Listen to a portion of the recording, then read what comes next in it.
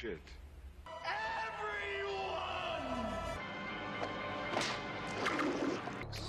Hightailed it out of there.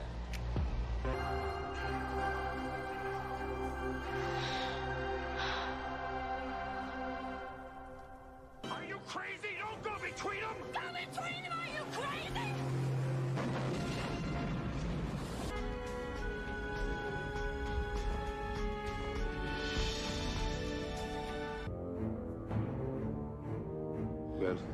To my hole. Good morning. All right, so we have a lot of things to talk about today. And the very first thing I want to hit up is I don't know if it's a rumor, I don't know what's going on, but I keep seeing this flyer and I was able to save the flyer for this thumbnail and I forgot to save it for the show. And it's saying that the Ninja Turtles are coming back in theaters. And so I was like, it's I don't know if it's a solid rumor or what's going on, or if it's just people playing around. I know that they had talked about doing another movie, like the last Ronin movie from that comic book was supposed to be in theaters this year. So I don't know if that's what they're talking about, but the flyer keeps saying the 35th anniversary, and we already know that they were working on the 4K that got leaked out. And so there was a social media post that was leaking out of people doing the commentary stuff. And so like that's a solid rumor that the 4K is coming. But we had this, let's see if I saved it. Hold on. Let's see, is it in here? No. Let's see. So yeah, so I say no, I sent, hold on. I sent it to let's see. Sent it to somebody yesterday. So anyway, I'll find it. We have that. Well, let's say good morning. Good morning to everybody first. Let's see, what do we got? Oh, JW. Yeah, I know. I spelled it wrong. I was trying to get the question mark in there, and I don't know why. I wasn't paying attention. I was probably distracted. But I fixed it now. But yeah, it's supposed to be coming in theaters. Oh, Jordan, morning. That picture I sent you, like, can you send that to me on Instagram or something so I could just show everybody? Because it's going to be a pain for me to find that again. But yeah, there's this poster going around, and I've seen it on Twitter and I've seen it on Instagram, and I've seen two versions of it. One has no information at all; it just says that they're back, and it's the poster that I saw. It could be fan art, I don't know, but the original one that I saw had actual like 35th anniversary back in theaters, this summer, pretty much all over the United States. And so I was like, it's totally possible, but at the same time, it just feels like fan art, but I'm not sure.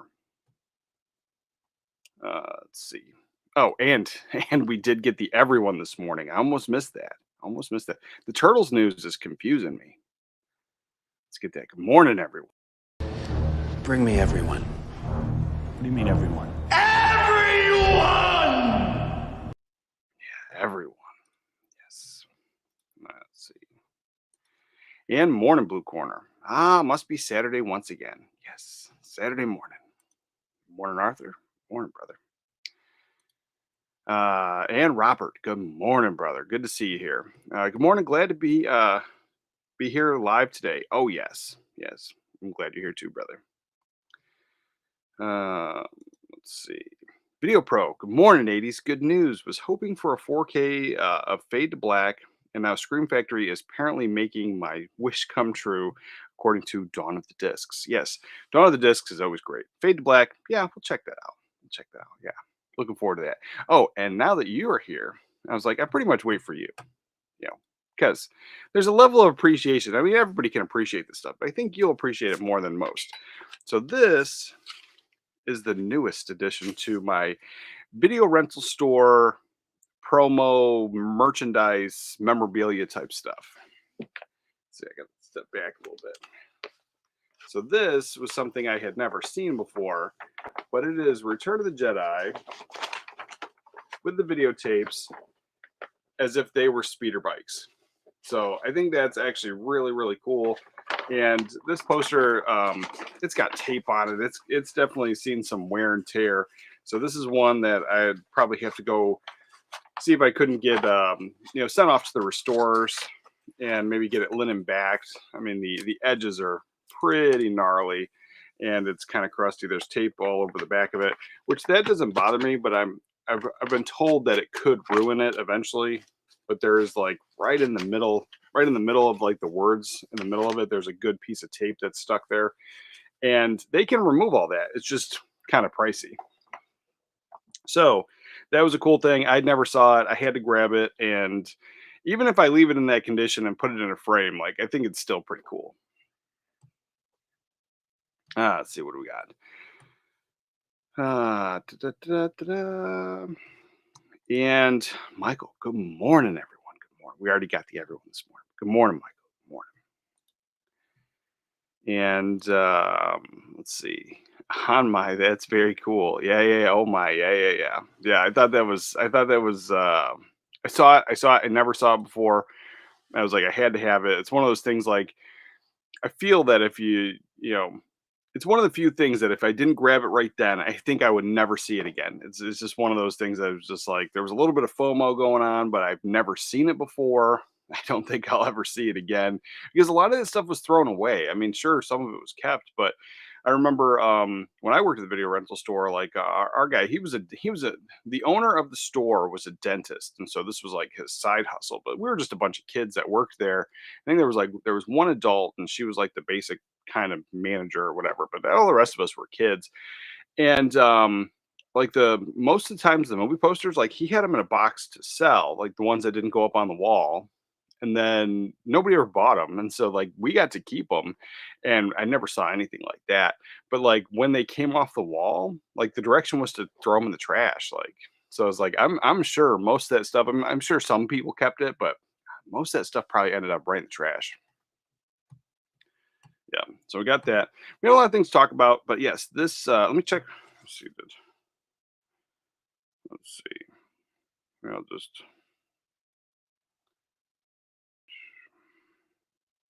oh, okay, got it. Yeah, let's pull this up. Yeah, so this right here is what I was talking about. So I found it. It took me forever to find it yesterday too when I was talking to Jordan about this. Let's see. Set that off to the side. Yeah, I don't know why I deleted it. That was stupid. All right, close this out. Okay. Open this up, and then we'll share it. So yeah, so it's like it. I mean, it has telltale signs of being maybe fan art, but with the leaked announcement of the 4K coming out this year, and it is the anniversary year, I was like, it kind of makes sense. So I'm not 100% sure what's going on with it. Um, but the fact that I keep seeing it, nobody's really talking about it. There we go. Close that one out. So yeah, this is it. Let me get down here. Right, I think belong. So it says they're back like you've never seen them before. Teenage Mutant Ninja Turtles, and then it says 35th anniversary celebration in theaters everywhere, August 17th and 20th, 2025. Now, the first time I saw that flyer, it was attached to, and I forget the name of the theater. There was a certain theater that was kind of attached to, and it was saying, look out for these dates, but it was saying like it's going to be everywhere. Like the post on it was saying it was going to be everywhere. Check out all the United States and different theaters, and I can't find anything legit on it other than I found this poster, and then through another post I found basically the same thing, but it didn't have the 35th anniversary celebration stuff. So I'm not sure what's going on. Like I said, it could be fan art, it just could be some speculation. Sometimes people put stuff out like this to just kind of drum up a buzz or get clicks, and then later on they're like, "Nah, we were just kidding." So I'm putting this in the rumor pile, but it's something that I'm curious about. And if there's any solid rumors or any solid, hey, this is totally coming, I'm in. And for them to put out the 4K, it is the anniversary year. Like I would be shocked if nobody puts this movie back in theaters. I know my local cinema, they put older movies in theaters. We saw Christmas Vacation over Christmas time, like back in December. We saw Christmas Vacation in theaters. So they do the older movies all the time. So even if this isn't like 100% legit and it's going to be the 4K version, I would see my theater putting this out anyway. Let's see. But yeah, that's I'm kind of excited. So I hope it's a true rumor.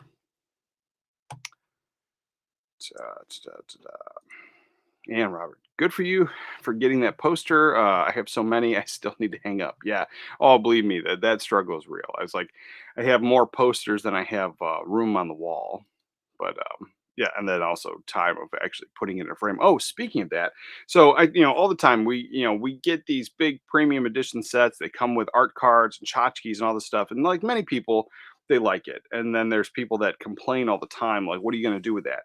Well, I frame it. Like if not everyone, but if it's like one of my favorite movies or something I really love, yeah, I frame it. So I did this, and this was off the Arrow Video one. Let's see, I don't know all that glare is gonna get you, but so there's one more card that it came with, but it didn't fit in this frame, and so I just framed this. I used some acid free tape, and these are the art cards I put in there, and so I'm gonna hang this up because Legend is one of my all time favorite movies. So I do that all the time. And let's see, Legend was the one that once you take those art cards out, the box is kind of all wiggly and there's no room. So the ones that put the art cards inside the case, or they do something like this Constantine did. And by the way, Constantine on 4K is top notch. High recommend. And it just, back to what I always say is like, newer movies I think should all be shot on film and put on 4K, because this is a movie that was shot on film and looks absolutely fantastic. So I did get the UK big box edition and I absolutely love it. But in here they have the steelbook, which is pretty cool. And I'm sure people have talked about this for a little while now, but it's debossed. So you have that's the back, that's the front. But they put the art cards inside this box. And so then when you put it all back together, so if I decide to hang any of this stuff, I can put the box in there and then it's not all flopping around. And it comes with some mini posters. And so there's that. But then it comes with some decent sized art cards. I don't know if anybody's showed this off yet. So I just take this time to show mine off. But yeah, so it's got some background scene information, double-sided art cards, and these are bigger ones. So all kinds of stuff. So this is again more background information. I don't think I would actually frame this, but people put these in albums, and then they can look at it later. I've seen that done for years.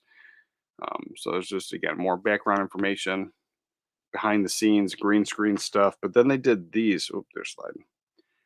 They did these, which they had Constantine on the back, but then they had some looks like concept art going on there. Again, they have that type of stuff. So this stuff you can always frame, and the really cool thing is, uh, there's that. I don't know, girls with wings. It's kind of my weakness. I like it. Yeah, so they have some like cool stuff. So if you want to ever frame this, like when they put it in the box, and not everyone does, but I've had quite a few of them, like my Fifth Element big box set. Um, this one, a few of them, but there's quite a few of them that don't, and then they just kind of stick the art cards, and that's part of the box. And once you take that out, then they fall out. It's nothing's in there tight anymore. When I put this back in, oh, and that's just the art on that side too. So put that back in there very nicely. Oh, did we open this? And yeah, so it has this scene here, and I checked the Blu-ray for this, even though you would think it was going to be region locked. I'm pretty sure it wasn't. I put it in, and now my player might have been still on region B from another movie and not paying attention, but I put it in last night and it played without a problem. So I'm gonna say I think that it's region free, even though it's a UK edition. So yeah, that's the art on there. Put those back. Yeah, so this definitely solid pickup. I think it's a good upgrade over your 4K or over your Blu-ray, and 4K looks incredible. So that's a solid pickup. But yeah, when they do stuff like that, that's awesome. But then like this stuff here, when it's loose, it's very frustrating. So got a lot of stuff to talk about still, and I got my new pickups. Before we dive into everything, I'm going to talk about what I'm going to be watching this weekend. And I got my 88 films, my very first 88 films order that I put in. So I picked up The Lady Assassin. It's a Shaw Brothers title. So I haven't opened this one up yet. So this is a weekend watch. Solid what I'm going to be watching this weekend. Then I got this, like, I gotta cover up her boob. So it's like a It's called I'm a Nymphomaniac.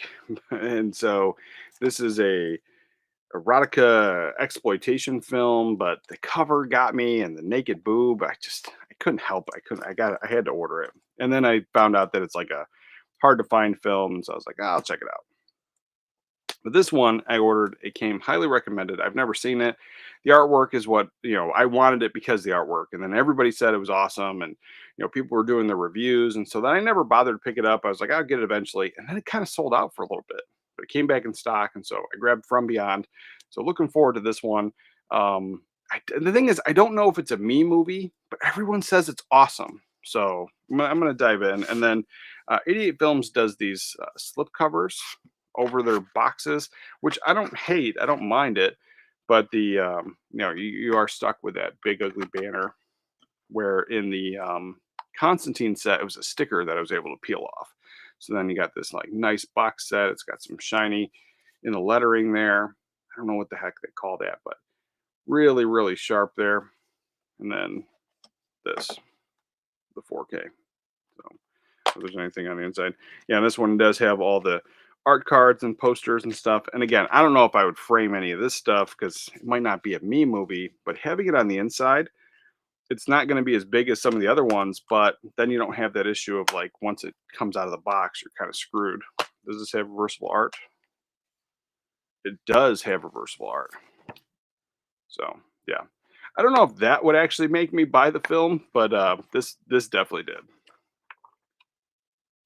So just going back to like video rental store days, like if I was in that section and I saw that original movie poster, I don't think I would be renting that film. This would have to be like, friends, just like how I bought it. Like everyone's like, "Oh, it's so awesome. You gotta check it out." That'd be the only way I'd rent it. Just doesn't look like a me film. But I'm looking forward to diving in anyway. And I'm not gonna do a whole review, but I'll give my little mini review when I do my collection update because I got a lot of cool things this month. And I didn't get a lot of new stuff. Like there's pretty much hardly any new pre-orders. Almost everything I got was old. And because this month is my birthday, um, I definitely splurged a little bit into an older format. So I dove into Laserdisc. So I got a working player. That was my real treat to myself. And then I'm going to be watching this weekend. So we got Jurassic Park on Laserdisc, and I'm really looking forward to this. And it's a big deluxe edition. There's two discs in here, so that's awesome. And the laser disc that I got, TJ was telling me about it because he's a laser disc enthusiast. To make sure that I got one that auto flips, and so I did. So I splurged a little bit more than I was wanting to, but not having to get up to switch the disc was kind of nice. And then Amadeus came out. Everyone's talking about that, so I picked up Amadeus on Laserdisc. So let's see. No, it's not really showing on screen here. So I got Amadeus on Laserdisc. I haven't seen this in probably over 30 years, so I'll be watching that. And I don't know if I need the 4K. So it came in a lot of movies. I bought like 6 or 12 of them all at once, and I got that. And then I'll be watching Cape Fear. This is another one that I haven't revisited in a long time. So I'll be watching those this weekend, and then these as well. So this movie just got an announcement for a 4K. We're going to be talking about it, but I've had it in my collection for years, and I've never seen this movie. I kind of have a bad attitude about it, and it's because the soundtrack. The soundtrack, when I watched the trailer when this movie first came out, plays Lowrider. I don't think it fits with the movie. Lots of people love it. It definitely has a cult following, and it's A Knight's Tale. I've never seen it because I think the soundtrack is stupid, and that's my own opinion. But I was like, it's based on the trailer. Like I've never seen the movie, and I've kind of never given it a chance. I'll be watching this now, but I've never even opened this. I found this sealed at the thrift store years ago, so I'll be watching it. I don't think I'm going to be picking up that 4K, but maybe my attitude will change now that I'm a bit older, and I'm not really wiser, but I'm a bit older, and maybe I'm less miserable about that soundtrack. And then over the weekend, I want to revisit this one, Austin Powers. I don't know if I'm going to watch the DVD or the Blu-ray, but I brought up the DVD because it was closer, and it had the original like green case, which is kind of cool. So yeah, I thought that was just a really neat thing to show off. But I'll be watching this weekend as well, and then Sunday we do the Disney movie. So we brought back the Disney movie every night at Sunday nights at 8 o'clock. we watch an old Disney classic, and so we'll be watching Lieutenant Robinson Crusoe, USN. If you haven't seen this one, Dick Van Dyke, he's in the Navy. He gets stranded on a desert island. He finds a monkey, and then he also finds this girl. And this is just a cute Disney movie. I really enjoyed it, and I mean we've seen it a bunch of times, but we'll be revisiting this tomorrow. And that's it. That's my weekend watches. That's my plan. And I've been real busy lately, like trying to crank out videos. But then my wife's still on deployment, so she called um, like in the middle of the week. She had some time off, so she called, and that just kind of threw a monkey wrench into like everything I was doing, like making the videos and uploading. And so I got to crank out a bunch of stuff tomorrow. And if I get that done, I'll have like my week's videos all ready to go. So I know I'm like behind on responding to some of the messages from the videos, and I've just been so behind. But we got some stuff to talk about here. And before we dive into that, let's see. Um, let's see. Yeah, there we go. Blue Corner says Warner Bros. Is region free all around. Well, that's good to know. That's good to know. It's something that it comes up in questions a lot, like when I talk about some of these films, and it's something I started to not care about anymore because I have the region free player, and so like I just don't care, and I look it up, and so like I have to force myself to double check, and like sometimes I forget that maybe I had previously watched a region locked movie and switched it over. But yeah, if Warner Brothers is going that route, that is super awesome. Oh, and I picked up that giant Leon set behind me. I did the video yesterday, but one of the reason I actually found that was the announcement that Fnac is doing the Nightmare on Elm Street set. So there's a set coming out, and it's going to be like 165 euros, and I got that free shipping. So that was about 120, and then there was like some kind of deal on it, so I got some money off on it as well. But that also shipped free from France. That big set that's in the back there, and it's pretty heavy, so it's shipped free from France. And so I'm kind of assuming that's also what's going to happen with this that Nightmare on Elm Street set. So they haven't released any art on it, but it is definitely cheaper than the one that Zavi was talking about. So I'm probably gonna go in that route, especially I don't know. It's a Nightmare on Elm Street. I might have to get all the versions like I did with the first one. So I don't know where I sit on that, but that's why I was on the website in the first place, and then I found that. But super solid, easy to switch. You just had to go into the browser and get your browser to switch from French to English language, and then I was good to go. And it was just very easy. Checked out, no problem. They shipped to America, no problem. There was no real issues at all. Like it was fast. Like I just ordered that a few days ago, and I just got it. So, I mean, I say a few days ago. It might have been a week, but there's that. We got that. And good morning, Captain Horror. Good morning. Morning, everybody. Morning, brother.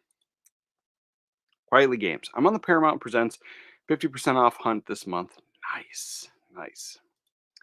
Yeah, that's always a good thing. So Paramount Presents. There's some titles I'd like to still add to my collection. Collector Adam, hi from the UK. Hope you're doing well. Enjoying my first watch along with yourselves. Nice. Well, welcome, brother. Welcome. Let's see. Michael Brown, morning. Good morning. And Adolfo Rivera, good morning, brother. Watching American Animals is good. Oh, is that the one where they steal the book? Like it's a true story where they steal the books from the school library. Let's see. I think I've seen that one. I think I liked the soundtrack actually, but I don't have it. American Animals. Yeah, American Animals. So this was a true story, and I did a true story heist movies and crime movies, and so that's one I would have been able to add in. I just don't have the film. Yeah, this is a true story. Four young men mistake their life, or says mistake their lives for a movie and attempt one of the most audacious heists in U.S. history. And it's these like really expensive, priceless books that were in the college library, and they plan to steal it. And so it's a decent movie. I'd say definitely a solid Saturday afternoon watch, but I remember liking the soundtrack. Yeah, I thought that was a pretty good one. Uh, you and the damn ratings, dude. I'll trade your Vinegar Syndrome version if it's that big of a deal. No, it's fine. It's fine. It's fine. I said, but like, so like, I'm not a slipcover guy. Yeah, I know. I've got issues. I've got issues. I said, but as collectors, we all have issues. So this one here, like, I like it, right? But I'm not a slipcover guy, so I think this is silly. Now it's going to sit on the shelf. It's going to be in here, so I'm going to leave it on there. But like every ounce of my being wants to throw this in the trash. So and then just have this on the shelf. Um, I'm not going to do that. I'm going to keep it all together. But yes, I don't see the point of a slipcover. Now the argument has always been it's to protect what's inside. Well, I get that. I get that. But I've seen people buy this with the slipcover that's supposed to protect it, and then they put it in a plastic protector anyway. So it's like, I don't know. And then dust covers too, like books, the dust covers, I throw those away too. I just like my books on the shelf without the dust. I just think it's silly. And most of the stuff I don't resell or I'm worried about that. So I was like, I never care about like it's lost its value. I was like, it doesn't lose its value to me. But yes, yeah, I got issues. In music, I went completely streaming, no physical media. Well, yeah, I was like, I can see that it can start to add a lot to the collection, but I personally don't really care for much music. I found this out the hard way, but I really like soundtracks, and so I have been collecting soundtracks over the years. I have quite a few vinyl. Well, you can't really see them over there. Well, that's more of the new laser discs that I have, but over there is usually where I have like some of my vinyl, mostly soundtracks. I have a few things like I've got some. I got a Michael Jackson album. I've got a few odds and ends that I just thought were cool. But other than that, like I don't even have the turntable yet, so I've been collecting those. But I have CDs, and I probably have like maybe like 60 or so CDs, and they're all soundtracks. I don't have, and then there's Christmas music mixed in there too. Like we have that set aside, but the actual music that I listen to, right? It's soundtracks. Big fan. Let's see. But yeah, I could see going digital for that. I always had the iPod. I never was like I like sound. I like surround sound. And I like the good sounding stuff. But I was never into like the audio purist. Like I didn't have to have like you know the analog video or the analog audio all the time and have to listen to it. I can throw stuff digitally on my iPod and take that while I go grocery shopping or throw it in the car. It doesn't bother me. But I've been using CDs a lot lately. Morning, Thomas DeCarlo. Knight's Tale is a good one. Remember seeing it with the crew in high school. We had an awesome time. So there's definitely nostalgia there for me. Yes. I was like, I think that one came out like right around the time, like right after I graduated high school, like right at the end of there. Cause I just remember like just being miserable. I remember being miserable and I also remember going to work. Like, so like, I feel like I had just finished high school at that point. Let's see. Oh, we already said that. Let's see. What is it? Michael says, I love A Knight's Tale. It's so good. Yeah, I'm gonna make an honest attempt today. And like sometimes when I've said I'm gonna make an honest attempt, I still go in like begrudgingly and like kind of miserable about the movie. So I was like, this time I'm 100% going in with a good mood, like a clear slate, like not even like trying to rewatch the trailer or remember what I didn't like about it. But I know specifically it was the trailer played Lowrider and I was out. But I'm gonna try. I'm gonna try.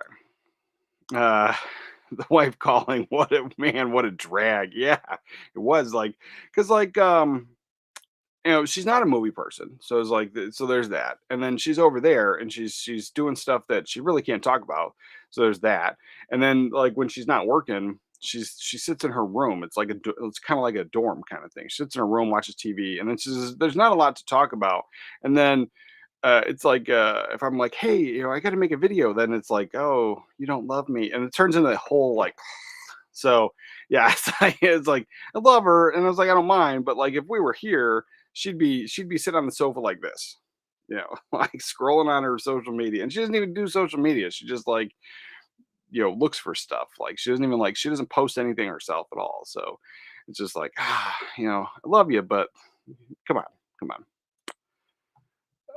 What do we got?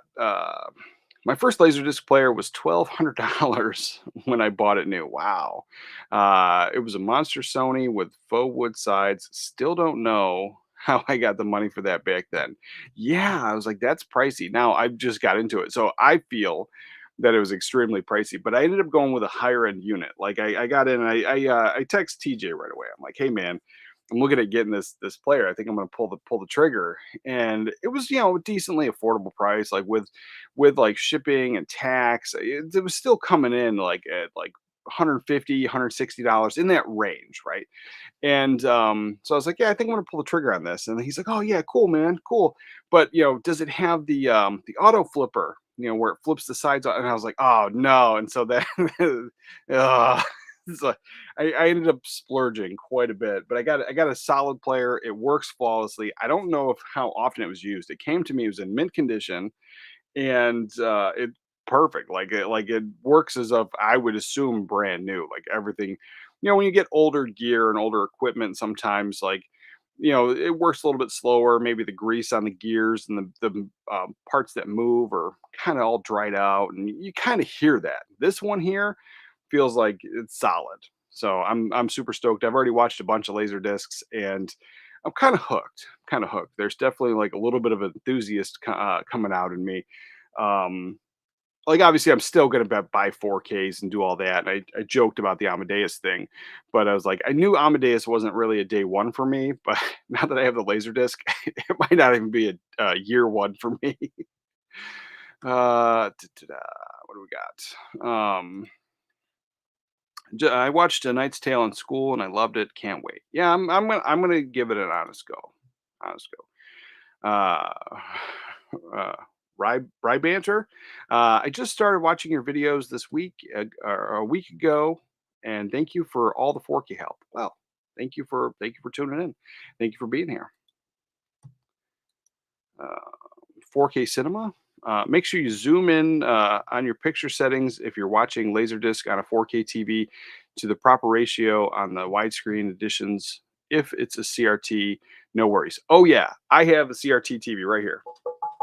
So I was like, I have that. I have the old tech. I got a DVD player hooked up here, the VCR, and the laser disc I got also is a DVD player. So it's got the mini tray that pops out as well. So it was like one of the more, I guess, I'm not prestigious end, but I think it was like one of the more pricier units when it was brand new. So I got that all hooked up, and then I had an HD DVD player, but the way I have everything set up right now, I couldn't have that hooked up. So I was like, I got to move some stuff around. But yeah, I'm watching it on the old CRT for sure. Same thing with the VCR tapes. I watch the VCR tapes all in here too. Now we can watch them downstairs, and we have done that for the VCR tapes. And I have that plugged in with just regular coax. So I was like, we've done it. It's not the greatest, but it definitely works. Definitely works. And then the I have the OLED, so the OLED also does a little bit of up converting. So older tapes that have some like fuzz and crackles and have been really worn in, definitely not perfect. But some of the other ones that are on the newer side for a VHS, they don't look that bad. Blown up on the big screen, and it just looks like that's what you're watching. Let's see. I watched Craven the Hunter yesterday, and it was decent at best. Yeah, I was like, my kid really was into that, and so I was like, we watched it, and uh, she actually got bored halfway through. She was like super into it at first, but then it's the idea that it's the Spider-Man world without Spider-Man, and that she loves Spider-Man, so just she kind of gets bored without Spider-Man. So I was like, yeah, it felt decent at best. And then for me, watching it, not really, being into those comics and growing up, like I was just like, man, he's doing all this like superpower stuff, and like he looks like a regular man. And I get there's like a whole story behind it, but he's like jumping on the walls and climbing through things like he's got the superpowers, and it just kind of just struck me funny. And I don't know if he was wearing a costume, if it would change my mind, but I wasn't really super into it. Morning, Chris Harris. Morning, brother. Rich scored the Steelbook 4K of Constantine at my local Walmart last night for $29. They had one copy. So stoked to watch it this morning. Nice, nice. Have you watched it already? Because I thought it was absolutely fantastic. I thought it was a phenomenal looking 4K. Captain Horror, I still have all my CDs and I love them. That was the thing is like I had CDs in high school and then upon like moving and then like once I joined the Navy, like pretty much everything I had before, I pretty much just left behind. And I started my collections new again when I was in the Navy. And so I had that solid 6 years in the middle of 2000s that that pretty much started everything over. And then I wasn't rebuying too many CDs. I had a couple in the car, mostly the Christmas albums, like I said, but then it was just like a constant thing. I liked to listen to talk radio, and that's about the time where I started like just putting YouTube on my phone, putting it in the cup holder, and listening to that. And then while I was in the Navy, I had an SUV, but then I put a DVD player in it. So I had a Pioneer like high end stereo that had the screen and everything, and then there's a mode that you're not supposed to, but like it's supposed to hook it up where you're supposed to put the thing in park and drive. But there was like a secret menu mode if you like hold a certain spot on the screen, and there's a bunch of YouTube videos on it. If you hold a certain spot on the screen, it puts it into like retail demo mode or something, and so then you could watch it and drive. And so I watched a lot of DVDs and drove. I don't do it anymore because I don't have it anymore. But yeah, I was like, I spent a lot of time watching DVDs while driving. I mean, obviously, movies I've seen before, so I didn't really watch them. They were just on in the background. Um, I like sound. 80s, yes, I do. I like sound. I just don't like music. Since Laserdisc widescreen editions are non-anamorphic, you need to zoom in on picture doesn't look squeezed and stretched. Yeah, that is one thing. So the few that I have watched were full screen, and then there was one that was in the widescreen, and it looked like super squeezed and stretched. But I don't have the remote. I don't have it close to me. The remote that it came with is a Laserdisc remote, but it's not the one that's for this unit. And one of the lights lights up, but then there's signs of like maybe somebody left the batteries in it for so long that maybe it's kind of wrecked and ruined. So it was like, I don't know if that's the case. So I did track down the original remote for this, and the person that sold it to me said that it was working, but it's like they didn't have a laser disc to try it on, so I don't know if it's working for real. So I have that coming, and I hope it works fine. But if not, I'm sure I can get one of the universal remotes that I have to work for it. But other than that, like any Zoom functions, any menu functions that might be in there, I don't have access to it right now. And then my TV doesn't do any kind of Zoom.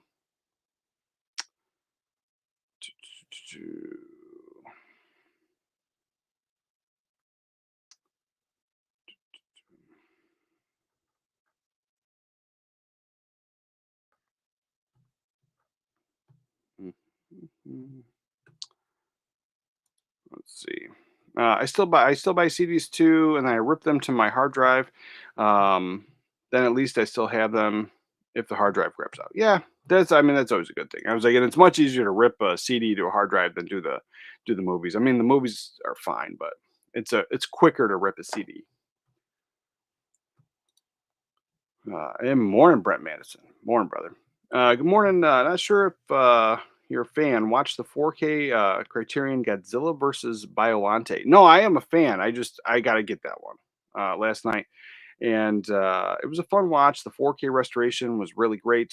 Wacky Godzilla versus Planet Monster movie. Yeah, yeah, yeah, yeah. I was like, oh, I definitely check that one out.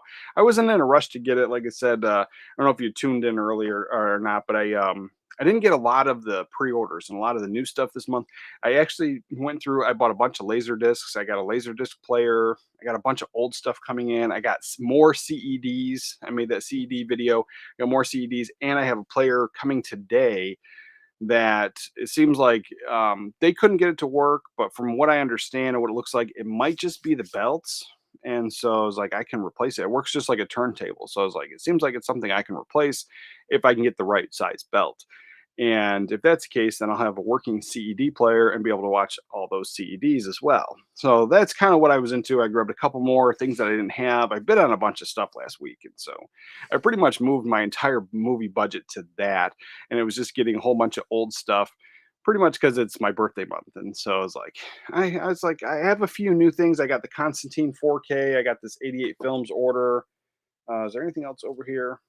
Oh yeah, there's a few other things over here. I wasn't going to show everything off, but I did get a few other things, but they're not super new either. They're new to me, but um here we go. I'll just show off some of the things I got. So this is one that I don't feel like they were hounding me, but this one comes up a lot for recommendations anytime I talk about Radiance films, and so I grabbed it. So it's OC and Stigs. This is a movie from the '80s. So I grabbed this one finally. I got a bunch of things here. I got this really goofy movie from Spain, and I think this was the only place that it was released. But it was called The Villain here in America, and they called it Cactus Jack over there. This is a goofy movie with Arnold Schwarzenegger and Margaret and Kirk Douglas. The movie poster is amazing, but the movie it's something. The movie is something, and so I picked this up. And it was an older title, and I imported this from I don't know where it is. I think Spain. I think this one came from Spain. I was like, so I imported this anyway, and it wasn't too bad to import it. But the movie, the kid loved it. Kid absolutely loved it, and I enjoyed the experience watching this with my daughter. But this movie is basically a Looney Tunes cartoon with live action. Like there's a scene where the villain, played by Kirk Douglas, paints the side of the mountain black, like a tunnel, and then Arnold Schwarzenegger and Anne Margaret drive the horses through that tunnel, and then Kirk Douglas tries to run after them and then smashes into a wall. And then I'm pretty sure like the end credits was the Looney Tunes song. So this entire movie, it's goofy. It was clearly a Saturday afternoon film. Like this is definitely one of those ones. It's like I don't think it's a high recommend. I enjoyed my time watching it with my daughter though. I picked up this one is an old movie. I picked it up on eBay. This was sealed, but it's Cops and Robertsons. We've never had the Blu-ray of this. I don't think anybody did, and so this was just I enjoyed this movie. I haven't seen it in so many years, so I finally pulled the trigger because I found one on eBay that wasn't like $20 or $30, and this bad boy. So I I've come to grips with the fact that I'm a movie collector, and so some stuff it's going to be at the higher price because I want it, and I just don't care. And but at the same time, like I do care. Like I'm not like I'm not made of money, and like there's a thing, but there's a whole aspect to collecting, and sometimes it's you just want the damn film. And so for me, it was Ernest Scared Stupid. I bid on it. I won the bid, and so I have this. This has been out of print for a very long time. I don't see it coming to a new format anytime soon. But this was an old Mill Creek, so to pay a ton of money for an old Mill Creek movie, and is kind of frustrating. But at the same time, being a collector, like this is a movie that I've wanted in the collection for a while. I had the DVD, and that would have been fine, but I'm glad to have this. So I pulled the trigger on that. I picked up the Tuxedo because it was extremely cheap. So it's another one, trying to get more of the like the family friendly type movies for me and the kid to watch. So grab that. And then, Gene Hackman just passed. And so like, I didn't make a whole Gene Hackman video or tribute video like most people do. I don't get into that. And not knocking anybody that does. It's just, that's not for me. But when an actor does pass, I do try to grab some more of the films that they were in that maybe I've seen before or I don't have, or just it just kind of refreshes my memory of like, oh yeah, there's a whole bunch of these movies that I want to try to grab. And so this one here, All Night Long, I've seen it before, but you got Gene Hackman and Barbara Streisand. So I added this one finally, and this was a Kino Lorber title. So I feel that once this one goes, it's probably going to be like $100. Like those Kino Lorber prices on eBay are silly, and so getting this one for pretty cheap. I'm glad to have that one. And so yeah, so I've grabbed a bunch of stuff, but it was mostly old stuff. I haven't grabbed a lot of the new stuff at all. We got that.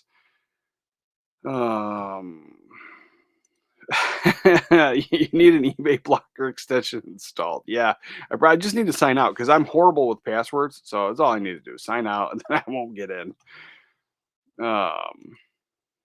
An Arnold movie I haven't seen. Checking it out. Well, I'm telling you, it's I'm not recommending it. I enjoyed it, but it would be considered a bad film, I think. But I had a good time with it. I really did. It's goofy.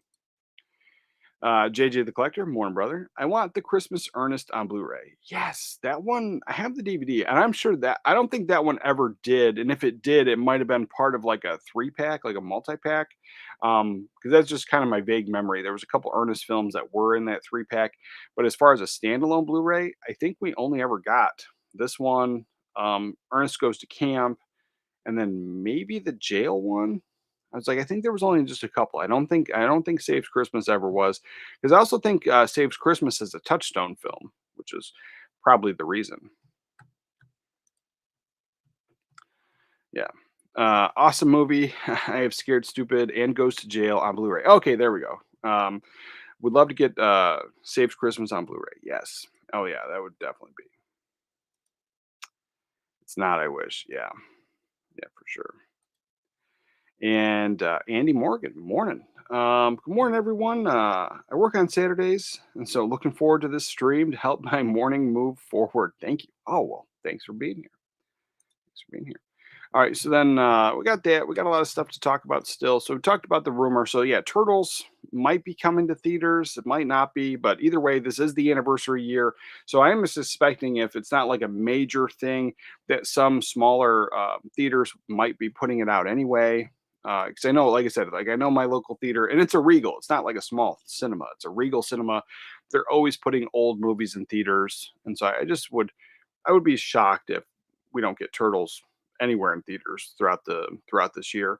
And then that 4K is coming, so super excited about that. We talked about A Knight's Tale. Then Shout Factory has their announcements. Now, some of them, I'm sure we talked about some of them before in when they were rumors. Now these are solid. There's release dates. There's artwork up, and there's a few of them here that I don't think we talked about all of them. So, and I know one of them just came up because I just bought it a few months back, maybe 6 months ago. Let's see, share the screen. So, Shout has Scent of a Woman coming on 4K. Now that's one that I have the DVD, and I just picked it up not long ago, but I picked it up for $1. So this would be an easy pickup for me. I enjoy the film. I liked it a lot. It's $40. It's sitting at that price tag for pre-order. It's not a $40 movie for me. It's a good movie. It's really a good movie. If I didn't have it at all, maybe it would be a day one pre-order, but I can easily wait for a sale on that one. But I think it's a phenomenal movie. It's a Thanksgiving movie, but it also comes up for like Thanksgiving recommendations, and it's a movie that even though I enjoy it, I don't think I would watch that with my in-laws. When I go visit for Thanksgiving. And then this one. So this is one that I had on DVD. I just got rid of it. I don't know if there was a Blu-ray. There probably was. But I just got rid of it because I was upgrading. I told you guys before, but I was upgrading for anybody that was new, that's new here today.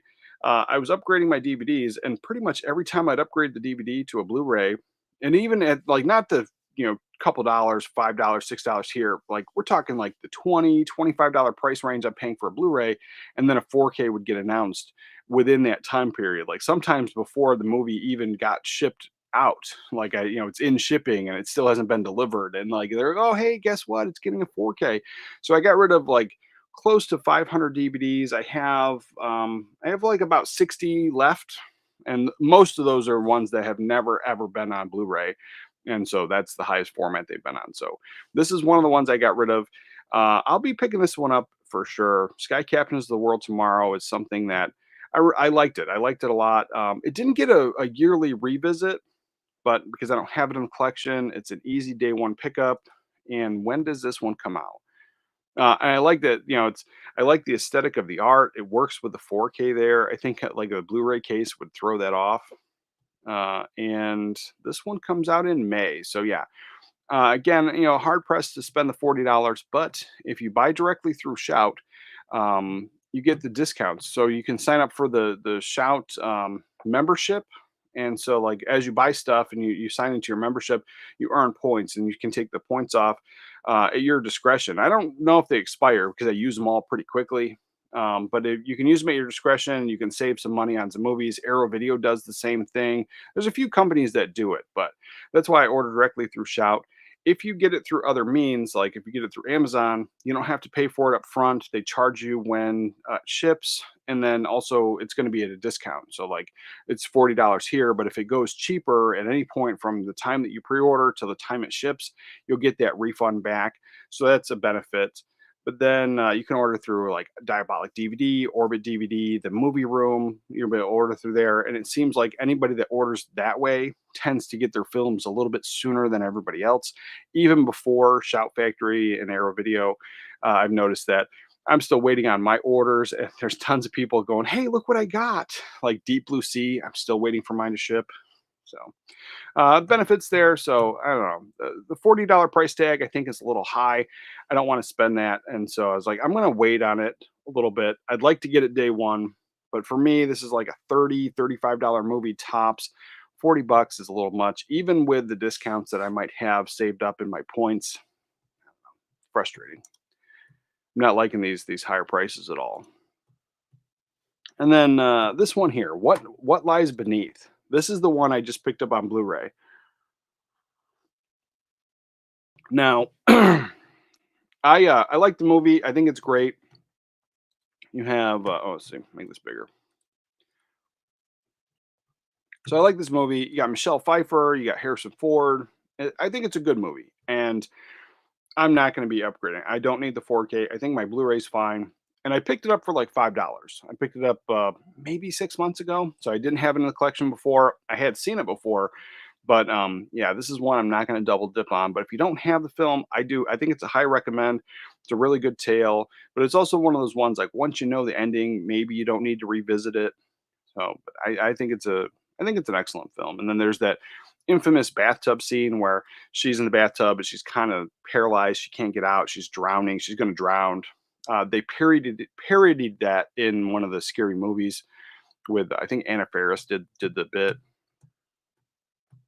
So we got that. Um, and then some anime. I'm not going to get the anime here. This doesn't look like anything that my kid would get into. But if you're into anime, it's definitely worth noting. I don't think that price for $21 is bad. Colors within, there's two different versions. Looks like there's a steelbook version. I think the steelbook art is a little bit better, but you know I'm not a steelbook collector anymore. And $26 on a steelbook also brings me to the point of like, how come some of these steelbooks are coming out at $65? You can't argue that it's the premium edition or the better thing. They're charging based on what they think the film is going to sell at. So if they can sell this for $26, then none of those Marvel, Disney, any of those releases should be any higher than 30 bucks, 35 tops, because $26 getting a brand new steelbook, I think that's a pretty fair, pretty fair. And then this is another one I'm interested in, but I have some of the films already. And I know that Imprint Films is also doing their blaxploitation box, and I think Hell Up in Harlem comes in that as well. So here's the box. I don't think that's the actual box. I think that's just what it looks like there. But you're getting let's see, 1, 2, 3, 4, 5, 6 films, and I have coffee already. I think the Blu-ray is fine. I don't think I need to upgrade. I don't have all these. But Hell Up in Harlem is one that I'm pretty sure was getting released by Imprint, and so that one I was like, I have that blaxploitation coming, so I was like, I ordered that one. I'll double check. Now. So yeah, that was the Shout releases. I'm kind of excited about Shout, what they got going on. Let's see what we got. Are you pre-ordering Kino Lorber's Foul Play on 4K? Yeah, I'll pre-order that. I was like, I like Foul Play. I have Foul Play though. That's the thing. I really want Seems Like Old Times. Like that's my issue. So I was like, I wasn't gonna double dip on it, but I want more Goldie Hawn stuff to come out. So I was like, I'll get that one. And JJ says, not a huge fan, but Any Given Sunday was an amazing Al Pacino movie. I added movie. He didn't say movie. It was amazing with Al Pacino. it would be an awesome 4K. Oh, for sure. Now, I'm not like I said, I'm not a huge sports fan either. I've said that quite a few times, but there are quite a few sports themed movies that I really enjoy. And Any Given Sunday is one that if we own it, it's on VHS and it's probably locked away in that closet that I have things packed away for the move. But other than that, yeah, it's a movie that I haven't seen. I probably haven't seen that in 5 years. Um, because I remember, my youngest daughter was probably like 2 or 3 when the last time I saw it, and so I haven't seen it since. But yeah, that's a good one, and I would like to get that on 4K. It would probably be a day one. I know for a fact we don't have it on Blu-ray. Yeah, for sure. JJ says, I still have my Blu-ray, but Sky Captain in 4K is a day one for sure. Oh yeah, yeah, for sure. I mean, but for me, it's a day one, but it all depends on that price. Like $40, I think is a bit much. So I was like, I could wait on a sale. I don't need it. I don't need it that bad. But as it stands right now, that's the one of the pre-orders that I would like to get in May. And like I said, this year I'm pretty much limiting myself to like one or two, like have to get day one titles because that's kind of how I used to do it when Best Buy was around. And so like lately I've been going overboard. I was like, I got to pre-order everything and I got to get everything, and I do. And I was like, I have a good time that way, but there's so many of these older titles. Like I wouldn't have the Tuxedo or Ernest if I was dropping my entire budget on all the new releases. I just don't need them all. So limiting them to like one or two a month. And so right now, Sky Captain is the one I want. I never got my Deep Blue Sea pre-order either. Yeah, it's like when I checked, it says it's still processing. So I was like, oh, man. I was like, I love Arrow Video. I was like, I'm looking forward to it. I'm looking forward to it. But like the fact that everyone's opening theirs and mine's still processing, and I'm like, I ordered it like way back when. And morning, Jeff, morning, brother, morning, 80s, and oh man, oh, bearded film guy, morning, brother. What's up, buddy? What's up, buddy? Let's see. Just popping in while I'm at work. Oh, appreciate you, brother. Appreciate you. Morning, morning. That's everyone's talking to each other. And I've never seen Any Given Sunday. I just snagged the blue. Yeah, yeah, it's a good one, man. It's a good movie. And like I said, I'm not a sports guy. I could care less about football. It's not my thing, but that's a good movie. That one I'll watch any day of the week. It's not really a themed movie, but The Last Boy Scout, it's got some football elements there. That's a good one. That's good. I got to get that one. I have it on. I have it on VHS. I have it on VHS. So I got to get the. There was never a Blu-ray release. I think there was there was a 2-pack of it on Blu-ray, but then so there's 2 movies on one disc, and then that was it. And so there's a UK version, and I think last time I saw it was like about $11. So I think I'm going to add that one soon. Yeah, Last Boy Scout's a good one.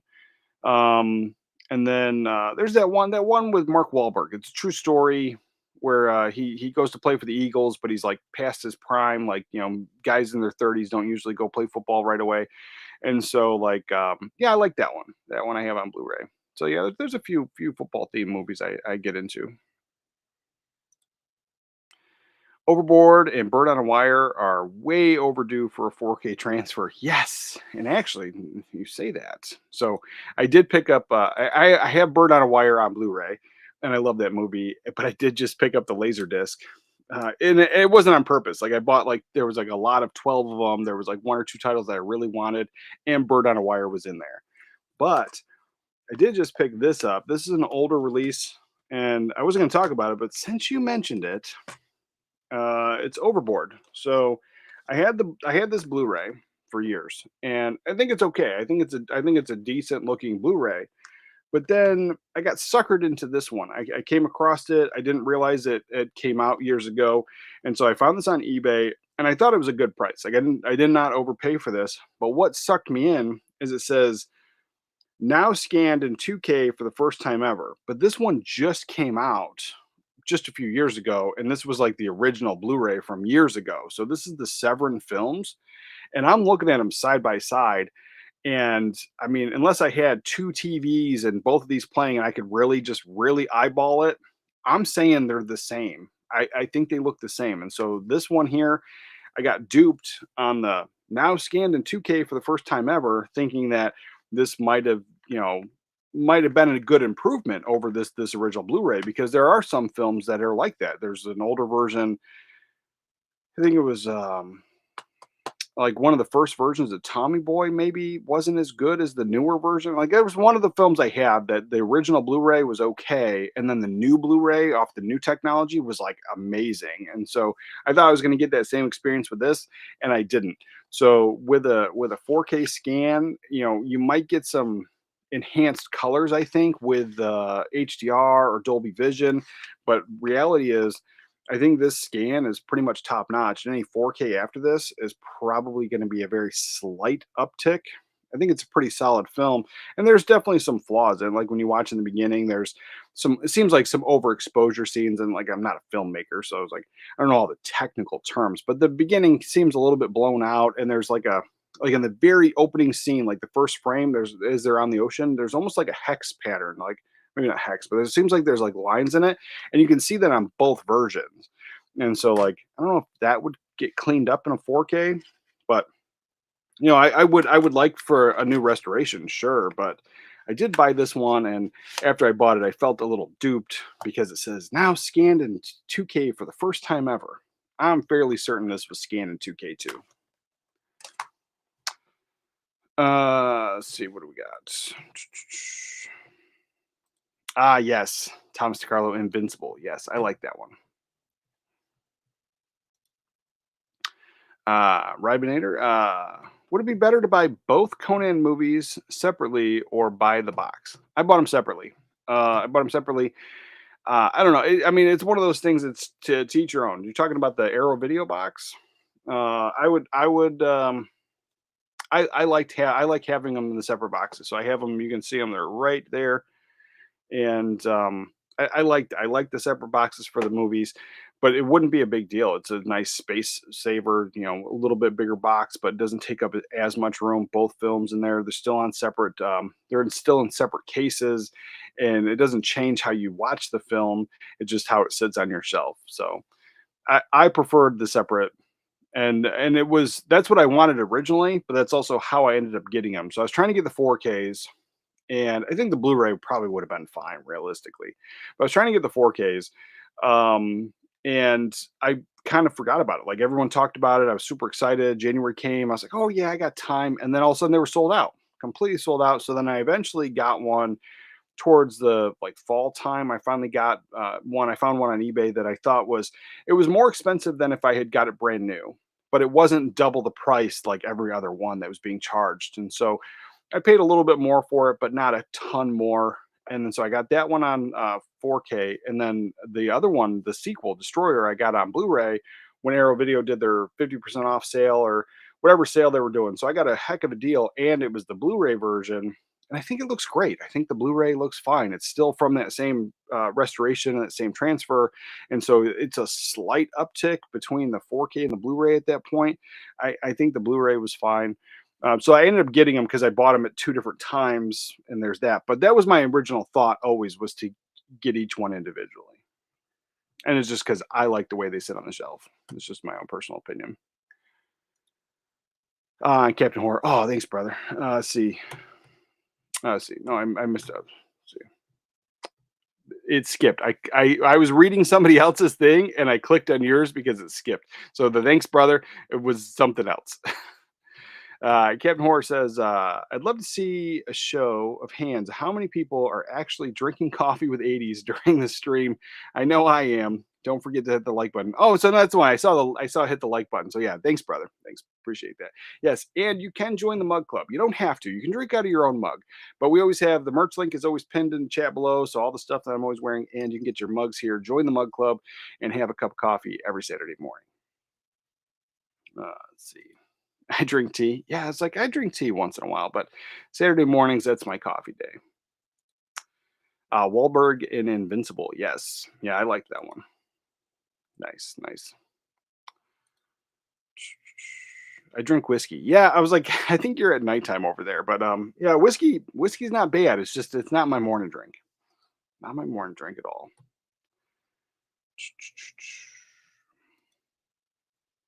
I'm really pumped for those Die Hard 4Ks. Yes. I'm looking forward to the Lethal Weapon stuff, man.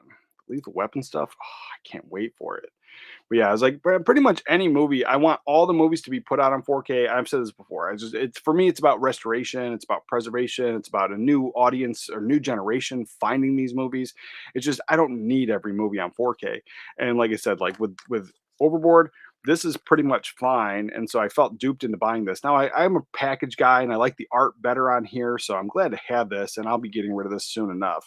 But if a 4K comes out, I'm keeping the Blu-ray. So I don't need every movie, but if a 4K came out and I hadn't just bought this, it would have been a day one, sure, sure. Regarding football movies, watching Replacements tonight, nice, nice. That's another one I like. I have that one. That's another one I like for sure. We got more hands, nice. Everyone's drinking coffee. Yeah, it makes sense. Coffee makes sense. Coffee for me. All right. Nice, nice. Good. I'm glad you're drinking coffee, Robert. We got that, and we got some stuff. So then we got shout stuff. We got this documentary that's coming out, and I mean, not everybody's into documentaries, but this one I thought was interesting enough. And I don't know if I'm going to grab it, but I would definitely watch it. Like that's a thing because like there's certain documentaries that I love to have in the collection. Like I have a couple of the Teenage Mutant Ninja Turtle documentaries, like the I don't remember what they're called, but I got a couple of them. I got one of them on DVD. I got one of them on VHS. The one on DVD is actually really long, and I found it at the dollar store, which was a really cool pickup. So I'm glad I got that. But yeah, I was like, I own a couple of them, but as far as like this, it's probably something I would watch as opposed to own. But I still think it's cool enough.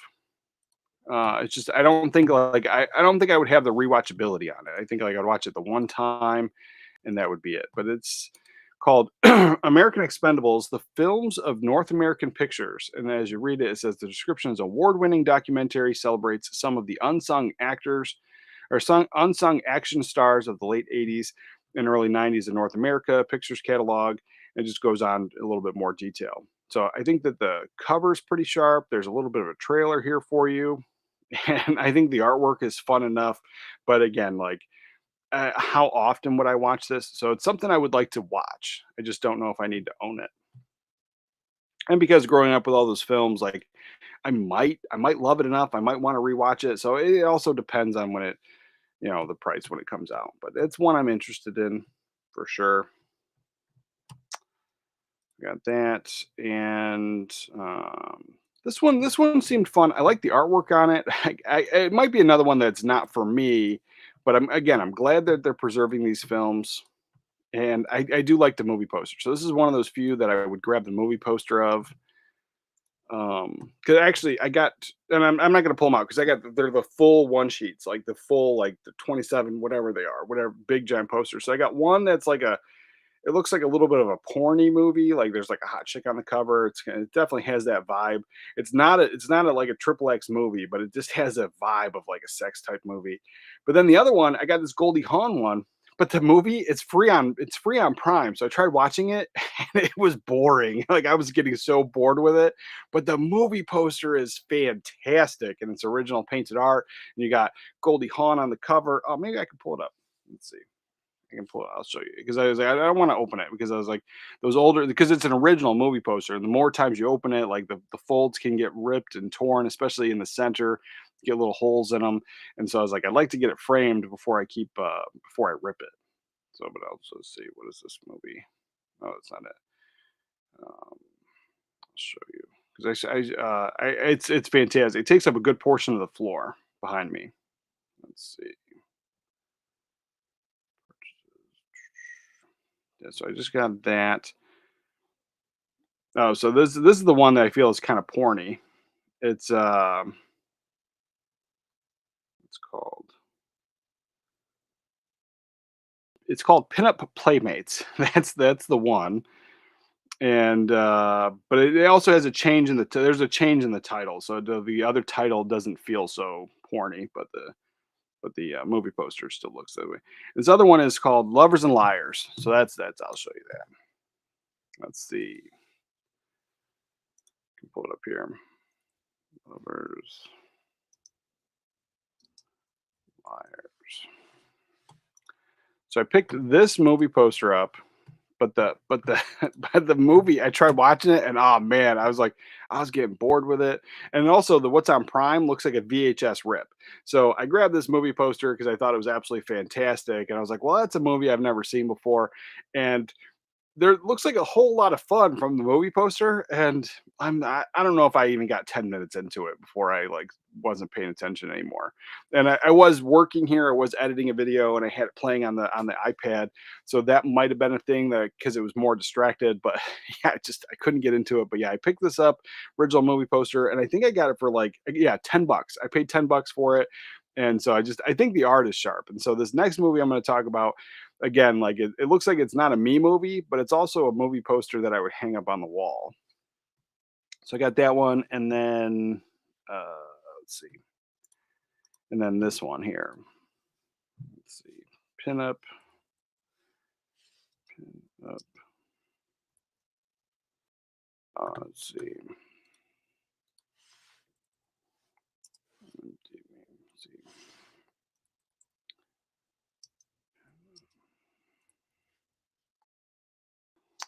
Oh, so yeah, the other title of the movie is called Vacation Temptations. And it looks like a foreign film, like or it seems like there's a foreign title on it, but this reminds me of like those like old pulp the pulp fiction magazines, or not magazine, the pulp fiction like paperbacks, the books. Like it reminds me of one of those covers, and then it's a a lady, so I'm like I'm kind of a sucker for that type of stuff. So I grabbed this movie poster as well, and so I was like, I'm not getting it framed anytime soon, but they're both pretty solid. I will get them framed because like the Lovers and Liars one, the one side that was folded and it was inside this like sleeve, it's definitely discolored from probably sun damage. And so that one I was thinking about sending it off to get cleaned before I get it framed up. But this one here is like 100% solid, like mint condition, and it's all your fantasies in the flesh, pinup playmates. And so it's like, like I said, it feels a little porny, but I don't think it is. And so it says Vacation Temptations. And I was like, I mean, it is, but like, it's not. It's an R film, I think. I don't think it's an X-rated film. It's one I would never buy, but I love the poster. So it's one of those things. And yeah, the original title, yeah, it's a foreign film. It looks like. So that's where I'm at in life, guys. That's where I'm at. And Cinema Dave, morning, brother. Happy Saturday. Morning, morning. And I don't believe I've ever had had hot chocolate. Oh man, I grew up in upstate New York, man. It's like hot chocolate was a staple. Um, have it's kind of peppery. Nice.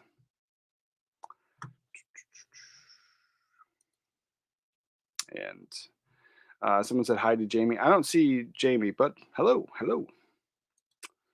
Um, do you have any standees, like the big cardboard standees? No, I don't. I would. I definitely put one like right there. There's because I have the corner the corner of that shelf and the corner of the other shelf. I'd put a big standee there if I had one.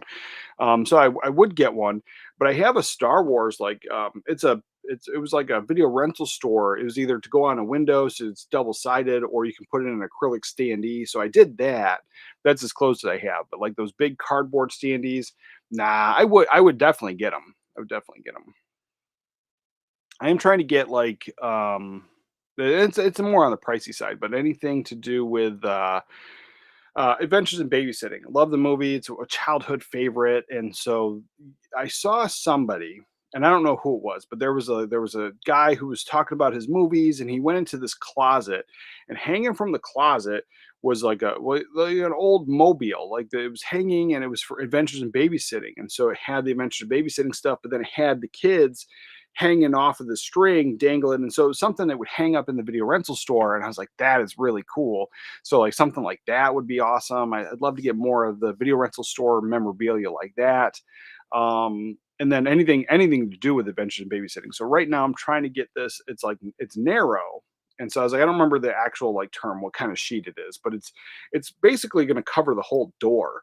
But it was an original movie poster from back in the 80s, so it was meant to go, somewhere for the movie theater. But I just don't remember what they call it. It's not a half sheet. It's one of those things, but it's narrow and it's long, and so it's Adventures in Babysitting. So I'm trying to get that one, but it's about $100, and so I was like, I just spent a ton of money on all the other stuff, so I was like, maybe I'll wait on it, maybe I'll wait, but yeah, I was like, that's the one I would get.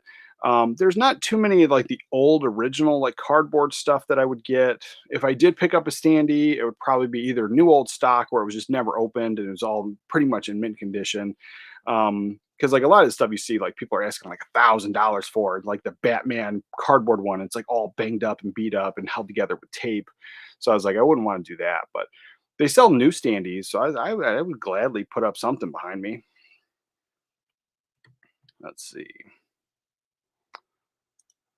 When you get the posters slash artwork and display, if it's double sided, how do you know which to display? Well, that's difficult. So in those situations, I have not. I have them and I just haven't framed them yet. And like I said, the one I do have, it's like probably I've showed it off before. It's probably about this big, and it's a sheet and it's double sided. And I put it in an acrylic standee, and it's sitting on the top shelf up there, and so you can see both sides. And so I've done that. But on like the bigger posters and stuff that comes in here, like I just picked up that Leon set, and it comes with a poster print, and it has the Leon's face on the one side, and on the other, it's the image from that 4K steelbook. And so I was like, I kind of want to get both. And so I'd like to get that one framed, but I could also put that one in an acrylic standee as well, because it's the size of an album cover. So there's got to be some kind of way to display that.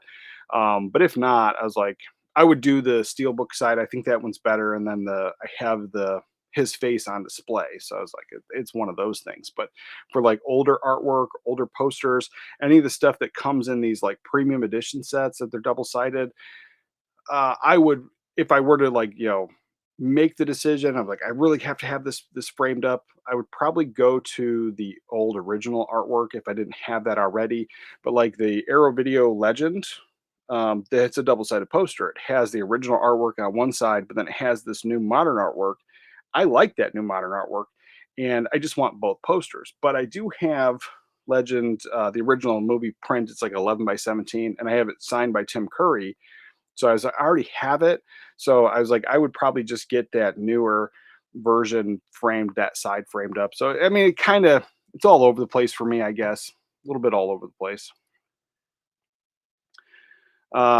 Cinema Dave, I'm in upstate New York and I love it here. Yeah, I was like, I was born and raised, and then the military just kind of plopped me around, and now I'm in Virginia. And then this time next year, I should be in Colorado.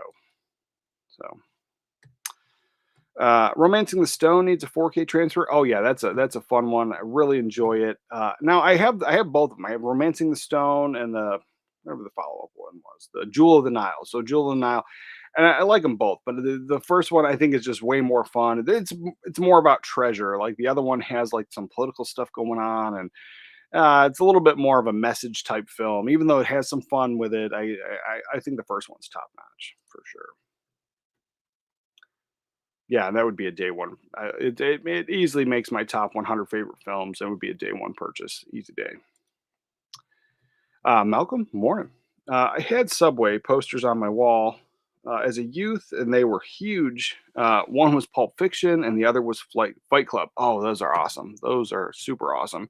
When I was in high school, I worked at a video rental store, and so I had a couple of them posters, but nothing that big. That's probably humongous. It sounds really awesome. But I had like the video rental store size movie posters, and I had things like Boiler Room, and I think I had Gone in 60 Seconds and stuff like that. And I had at the time my ceiling kind of sloped on this one side of the room, and so I was able to put them up there and just kind of looked cool how it was just angled. And so I did that. But yeah, I was like, the Subway ones, those are got to be monstrous. Virginia, I'm heading that way at the end of the year, close to my son. Nice. Yeah, Virginia now. My wife's still in the military, so this is where we are. But like fall time, I don't know exactly when. Fall time, we're supposed to be moving. So, and then we'll be in Colorado for a couple years, and then after that, she gets out, and we'll be somewhere. wherever we settle. But she wants to move around Ohio, New York. Like I want to go to Maine. I like Maine. I think that's where I want to be. I like the weather. I like the cold. I'm just tired of being in Virginia. Virginia's so hot. I'm so tired of it. Um, I have a large Batman Returns standee. I still in the brown box and new. Can't bring myself to open it and display. I framed my Ernest Goes to Jail and Simpsons movie counter standees. Nice, nice. Yeah, those are really cool. I like to get all this stuff, and yeah, I can see your point. There's a few things I've had that I was like, it just kind of feels a shame to open it, even though that's pretty much what it was meant to do. And Captain Horror says, I'd love to see a 4K of War of the Roses. Oh, for sure. For sure. That's one I've been holding off on. I was like, I thought I had it on VHS. I don't. I would love to get that. And so I was like, I think I'm waiting for the 4K now. So unless I find it in like on Laserdisc now that I'm kind of actively hunting for Laserdiscs, I would probably wait till the 4K came out for sure. It's a movie I don't have in the collection, and I can't tell you the last time I've seen it. So it's been quite a while. So yeah, that would be, and it's one that I feel like I've wanted to revisit, in the past like 3 or so years. And so I think I'm just holding out for that 4K for sure. Oh, so we got this. This is one I got sidetracked on a huge tangent talking about the movie poster. So this is a movie that I feel that's not for me. It's a Severin Films movie, but I love the movie poster. I think the movie poster is just sharp, and it's something that I would love to. I mean, if I found it, like I don't think I would actively look for this, but if I found it, I'm like, I would definitely frame this up on the wall. It's Rat's Night of Terror. I think it's just sharp. I like it. I like the art that's going on there, but I really feel that if I watch it, it's probably a one and done. I don't get too many, into too many of these like films. And then the one that I actually kind of enjoyed, and I still don't even have the film. I think it was a one and done, was Willard, that movie, and I think they remade it. I think I've only ever seen the original, and it's kind of goofy, kind of schlocky, but yeah, I was like, I liked it enough. But this is another movie where I'm like, I don't know if I'd watch it. I mean, more than once. I think I'd watch it the one time, but the poster, I think is top notch. So this one gets released in, let's see, there's a new 4K restoration on it. Seven Films, let's see, May. So this one gets released in May at a $29 price tag. I think that's where 4Ks really should be. Anything like once we're starting to see the $40 price tag, I don't care the quality of the movie, or if you can argue that, Rats is not as good as Pirates of the Caribbean, like, to each their own. If they're able to produce it at that price for all, I think that's the solid price. I think that's what it should be. So, but yeah, again, I think that one, the movie poster would get me on it for sure. It would definitely, because I go back to like, if I would pick it up in the video rental store, if I thought it was intriguing enough, and I would check it out. And so that's the same thing. That art would get me to check it out.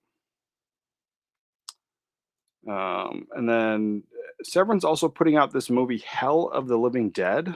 And it's one I'm not familiar with. I don't think I need to see this one. I'm not a huge like zombie guy. I got some zombie films I like.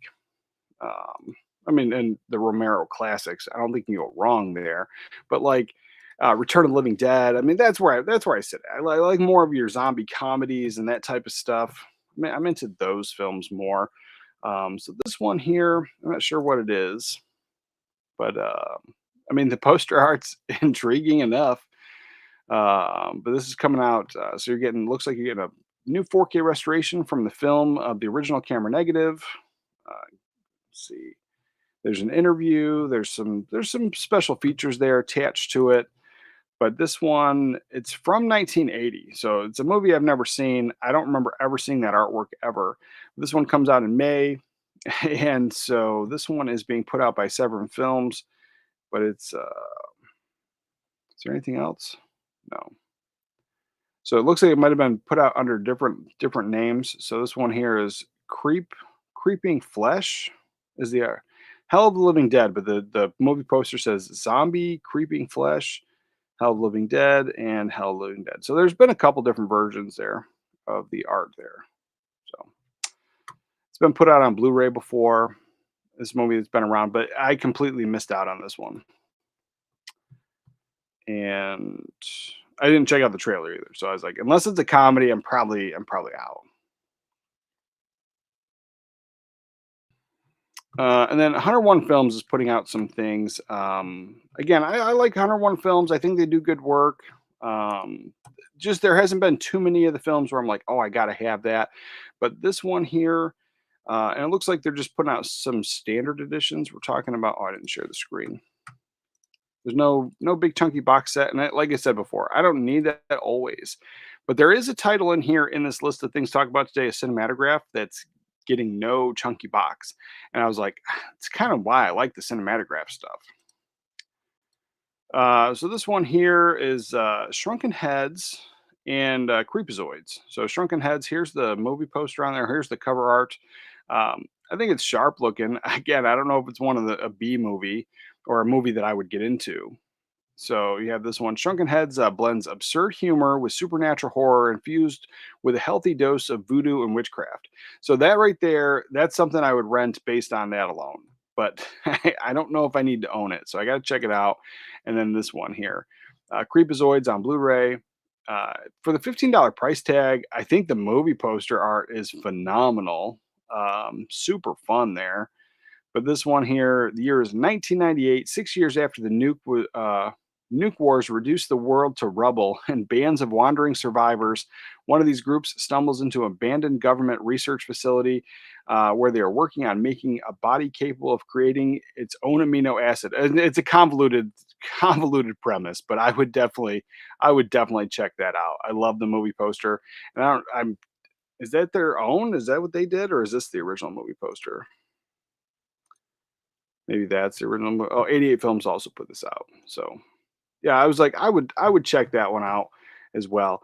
At the price point, I would pick those up at the price point. If these were like $20, $30, I think they're schlocky B Saturday afternoon films. $15, I think that's on point for these. So yeah, I would check both of those ones out. Again, I just it's a schlocky Saturday afternoon vibe. That's what I'm getting out of those.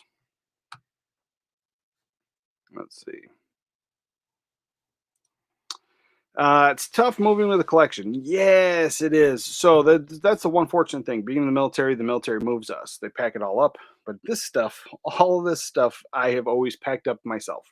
So I pack it up myself. I put it in the boxes, make sure that it's definitely taken care of. Because even though they do it, they also do it fast, and nobody's going to care about like nicked corners or a damaged box. Like they're not. None of them are going to care about that stuff. So I was like, I package up all my stuff. I doing the boxes, and then they just tape it all up, and they move it and they take it for us. So that's the only thing I have to worry about. And since I don't have to worry about the whole rest of the house, then I just have to basically worry about this room and the movie closet downstairs. Like even like the posters and the frames, like because everything is framed. Like, and if it's not framed, like these posters, they go in tubes. So if I don't have it framed up, I have a bunch of tubes that they're sitting in the closet in storage. So that's all that stuff's protected and safe. But everything else, like they wrap the heck out of it, they take really good care of it. And then all the times of moving, they only one thing got broken, and it was this bowl. It's just like this mixing bowl that got broken. That was it. So, yeah, I was like, it's a pain, but yeah, I'm gonna take some time. That's why I've been packing up a lot of the VHS tapes and getting that stuff aside, like things I know I'm not gonna watch anytime soon. And so, yeah, it's gonna be a pain, but I think I got it covered. I have Granted, I have a lot more like valuable collectibles, like things that would be, would suck if they get damaged, like the never ending story set, like stuff like that would suck if it got damaged. But that also came with a protector sleeve and stuff. So like, yeah, there's I don't know. I'll figure it out. I might just have to buy a lot of protector sleeves, I guess. I do have one for the Manta Lab. The Manta Lab has a protector sleeve. I don't leave them on there because the lights glare off of it, and it's hard to see. So what's the point of putting it on display? Um, what do we got? I wish Seabiscuit would get a 4K transfer. Underrated Steven Spielberg film. That's one I never saw. So like back when I was in the Navy, that one came out, and before my wife and I were dating, she went off to go see it.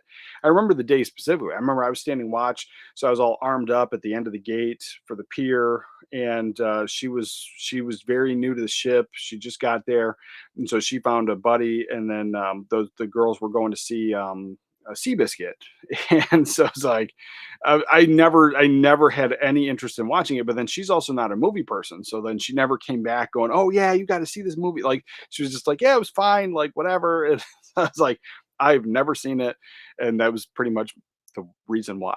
So I was like, the one person I knew that actually watched it is not a movie person and could care less. But yeah, I'll check it out eventually someday, I guess. The Burbs needs a 4K. I agree. I love the Burbs. It easily makes my top 100 favorite films. And if we're talking about like the macabre, spooky kind of vibe type comedy, like so you'd chalk in Elvira and some of those films, easily in my top favorite five. But like films of all time, top 100, easy day, and I love it. It's always been in my collection in some kind of format. And I have the Arrow video. It's one of the reasons, one of the many titles that I had to get the region-free Blu-ray player for, because the Arrow video version I had was only region locked. And so then after I got that, I had to track down the original Blu-ray. And so it's like, I got both copies now. But yeah, the Burbs is a good one. Burbs is a really good one. And that's one of the few titles, like all growing up, I always took films like at face value. And so I was like, the actors are there. I never had this thought process of like I would switch out an actor, or maybe I would change the story, or this ending didn't work for me. Like I didn't have that thought until like the mid 2000s. And so where I was like, I don't like any of these films, and these things would make it better. But all growing up, I never had that thought ever, except for the Burbs. The Burbs, I always had that thought of like, what if John Candy was in the role? What if he was the best friend? And I was like, I'm glad for what we got. Like, I'm happy with the film. Like, I don't want to change it, but I always have that, like, what if, like, alternate universe? Because there's always that conversation that John Candy was supposed to be in Ghostbusters, but he didn't want to take it. He was trying to play this, like, weird role with a weird accent, and he didn't want, like, everybody involved in making the film was like, no, you do play it straight, just straight comedy, just play it straight. And he didn't want to do that. So he denied it. And he said, just, so I don't know if he said to go get Rick Moranis, or they went to him right afterwards. But Rick Moranis always said that that was one of his favorite roles, and that he always appreciated that John Candy didn't want to do it. So it's like I always had that thought based on that conversation, or understanding that knowledge about Ghostbusters. Like, what if John Candy was in the Burbs? Like, would it be elevated? Or would it just kind of like, because like the whole entire film, I think is it works very well, and I think they all play off each other very well. There's like, sometimes an actor being put in a role, they might steal the show, and I don't think anybody really steals the show in that film. And so it's like, would John Candy do it? So I've always had that thought, even when I was a little kid. The Rats movie is on Prime and Tubi. Oh, I'll definitely be checking it out then for sure. Thank you for that. Because like there's times when I don't have a VCR tape that I want to watch. I have the iPad, so I can pull up Prime, and if my internet's working that day, then I'll listen to it while I'm working here. So yeah, I'll check it out. Appreciate that. Definitely, The Burbs is one of the movies, you can watch over and over. Oh, for sure, for sure, and I'd love to watch that one at the beginning of summer, like, right at the tail end of spring, beginning of summer, and then I like to watch it, like, the end of summer, right going into fall, so 100% like twice a year, that one gets a watch for me, and then maybe in the fall too, like, I could probably watch it 2 or 3 times a year, easy. Big fan. I forget, what was your favorite genre of movies? So I like all genres. I like all movies, and I have an eclectic taste. But like my guilty pleasure, like go to, is those like not true crime in general, like the true crime movies, but heist movies, like heist, con jobs, like those are my absolute like core favorites. But I don't have like the biggest collection of those films. I have I think a decent one, but like I have the most amount of like family movies and comedies. I think that's like the biggest part of my collection. Then I've got action movies next, and then horror next. Like there's that. But like when I think about it, without actually like seeing what I have on hand, I think like it's heist movies, con job movies, like anything like that, and then like horror comedy. I think those are like my two favorites or like maybe guilty pleasure type things. Like those are the ones I like to go to all the time. But then like it also like I'm a mood type person. Like I have to like certain movies. I'm in the mood for a comedy or I'm in the mood for this, and so I'll go through like a time like westerns. Like I won't just watch a western anytime. Like I have to kind of be in the mood, and then when I'm in, it's like a solid week or two, and I'll watch like a bunch of westerns in that time period, and then it's just kind of over with for the rest of the year. So yeah, I think horror comedy and heist movies. Virus was another title. Nice, nice. Reminds me of Robot Jocks Robot Wars. Yeah, Robot Wars would be great. Let's see. Matthew, is it bad that many movies I get are Blu-ray and not 4K? I'm happy with the Blu-ray quality. No, that's the issue. Like so there's purists out there. There's people that tell me my opinion's wrong all the time, and that's totally fine. But I have a 4K television. I also have the CRT TV. I have some older 1080p high definition TV. So I have different formats of movies that look best on those older technology, TVs.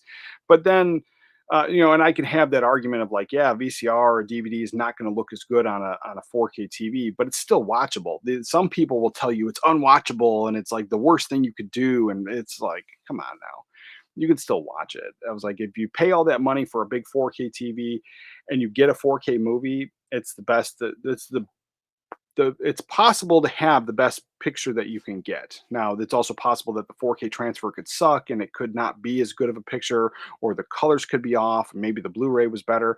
So if you're getting the Blu-rays, totally fine. But if you got the big 4K setup and stuff, some movies like Constantine, like if you have Constantine, sure, keep it. Like it's probably fine. But if you are thinking about upgrading, and again, maybe you don't need this big chunky premium box set, but this 4K was incredible on the TV. And to compare it to the old Blu-ray, the Blu-ray was good. Like, don't get me wrong, the Blu-ray was good, but this I think was just top notch and just a really enjoyable purchase because now my TV has the best possible picture. So again, collect how you want to, man. Like I'm not going to tell you it's wrong, but I was like, I still buy Blu-rays. I still buy VHS. Man, I just bought some Laserdisc. So I was like, I'm buying movies just because I love movies, and it doesn't matter the format for me. But if all you have is a 4K TV, if you don't have the film and the price isn't crazy, I personally would opt to the 4K, but most of those Blu-rays are fine. There's a lot of older Blu-rays that could use an upgrade for sure. But then like what did I watch the other day? I watched Public Enemies, the Johnny Depp John Dillinger movie.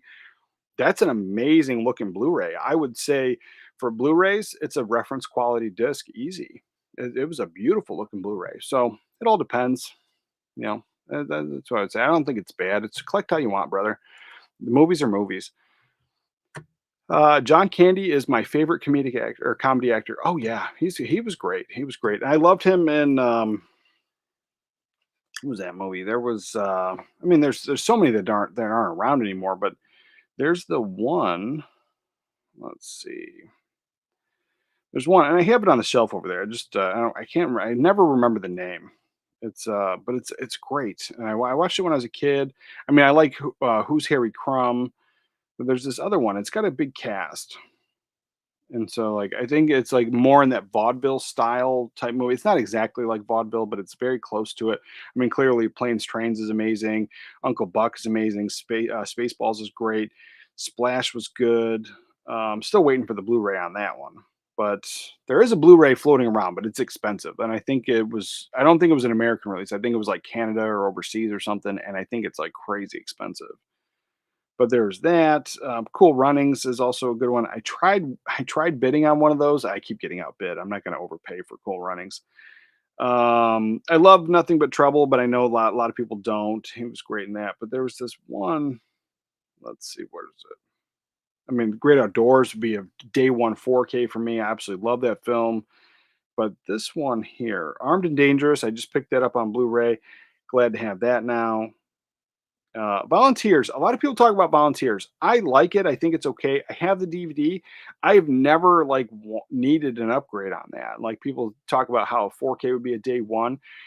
I would get it, but like I mean, for me, I think Volunteers like would have to be like I saw it on $5 sale, and I just okay, I'll upgrade it. But like I think I've watched that movie in my entire life. I think I've watched that movie like 4 times total, and I think it's fine. I think it's definitely not my favorite John Candy or Tom Hanks film. Summer Rental was glad to get that one. Brewster's Millions is top notch. What's this other one? I mean, Great in Stripes. That would be a day one 4K for sure. So that one's supposed to be coming out this year. Looking forward to that. Um, what the heck is the name of that movie? So I'm pretty sure it came out in the '90s. He did a lot more films than I thought he did. Let's see.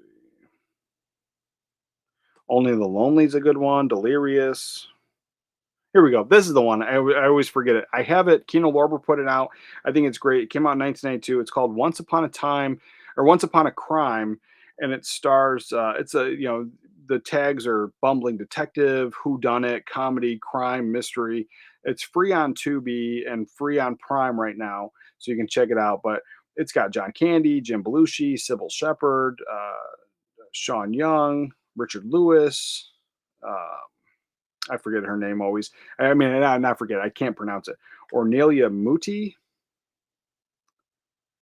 Um, this girl. So she's in it, and she was Princess Aurora in Flash Gordon. So if that makes any sense. Also, she was Sylvester Stallone's wife in Oscar. Her name is just kind of funny to me. But yeah, there's a lot of great people in that one. That one I think is a top-notch, underrated comedy. But I say it's underrated, and I can never remember the title. So it's just like I love it. I think it's a great film. Um, let's see. Oh, it's talking to each other. Let's see. I love Match Stickman. Oh yeah. Uh, what is that? Watch Stickman. That's a good one with Nicolas Cage. I like that one. I had it on DVD. That's one of the ones that I have to upgrade. I don't know if I added it to my wish list, but I'll do that soon. I gotta get that one again because I think it was like a $10 Blu-ray. I don't think it was expensive. I had the Blu-rays where there were better quality than 4K. Yeah, not only some of them. I mean, you can argue better quality, but I mean, a lot of the newer TVs they do some up converting. There's that, but there are some 4Ks where I think the Blu-ray is better only because the colors were kind of adjusted or the HDR or something about it. Like the original colors on the Blu-ray are fantastic, and so that little bit of up quality and like clarity is pointless because the colors are all messed up. So now it's not the film that you always remember. And so there's quite a few of those in my collection for sure. So yeah, definitely 100%. And then so like collect how you want, man. Some Blu-rays are good. Like I'm still watching some DVDs. And now there's a lot of bad DVDs out there on the 4K. Like on this old TV, no problem. The DVDs look great. But on the 4K TV downstairs, I have a few DVDs that look okay. Like they don't, obviously they don't look as crystal clear, as sharp as a 4K, but they're completely watchable. And sometimes I get those comments of people are like, "Oh my God, you're watching DVD on a 4K? That's horrible. Throw them away." Like they talk about it like it's a dead format. They're still selling them in the store. Like people still buy them. They're still good. They're still watchable. I also grew up in a time where like we didn't have cable TV, so a lot of times I was watching TV with rabbit ears and a crappy snowy picture. So I was like, I can watch a lesser quality picture just to enjoy the movie for sure. Was Christine on Laserdisc? I'm pretty sure it was. I mean, Laserdisc got a lot of releases, so I would be hard pressed to think that it didn't.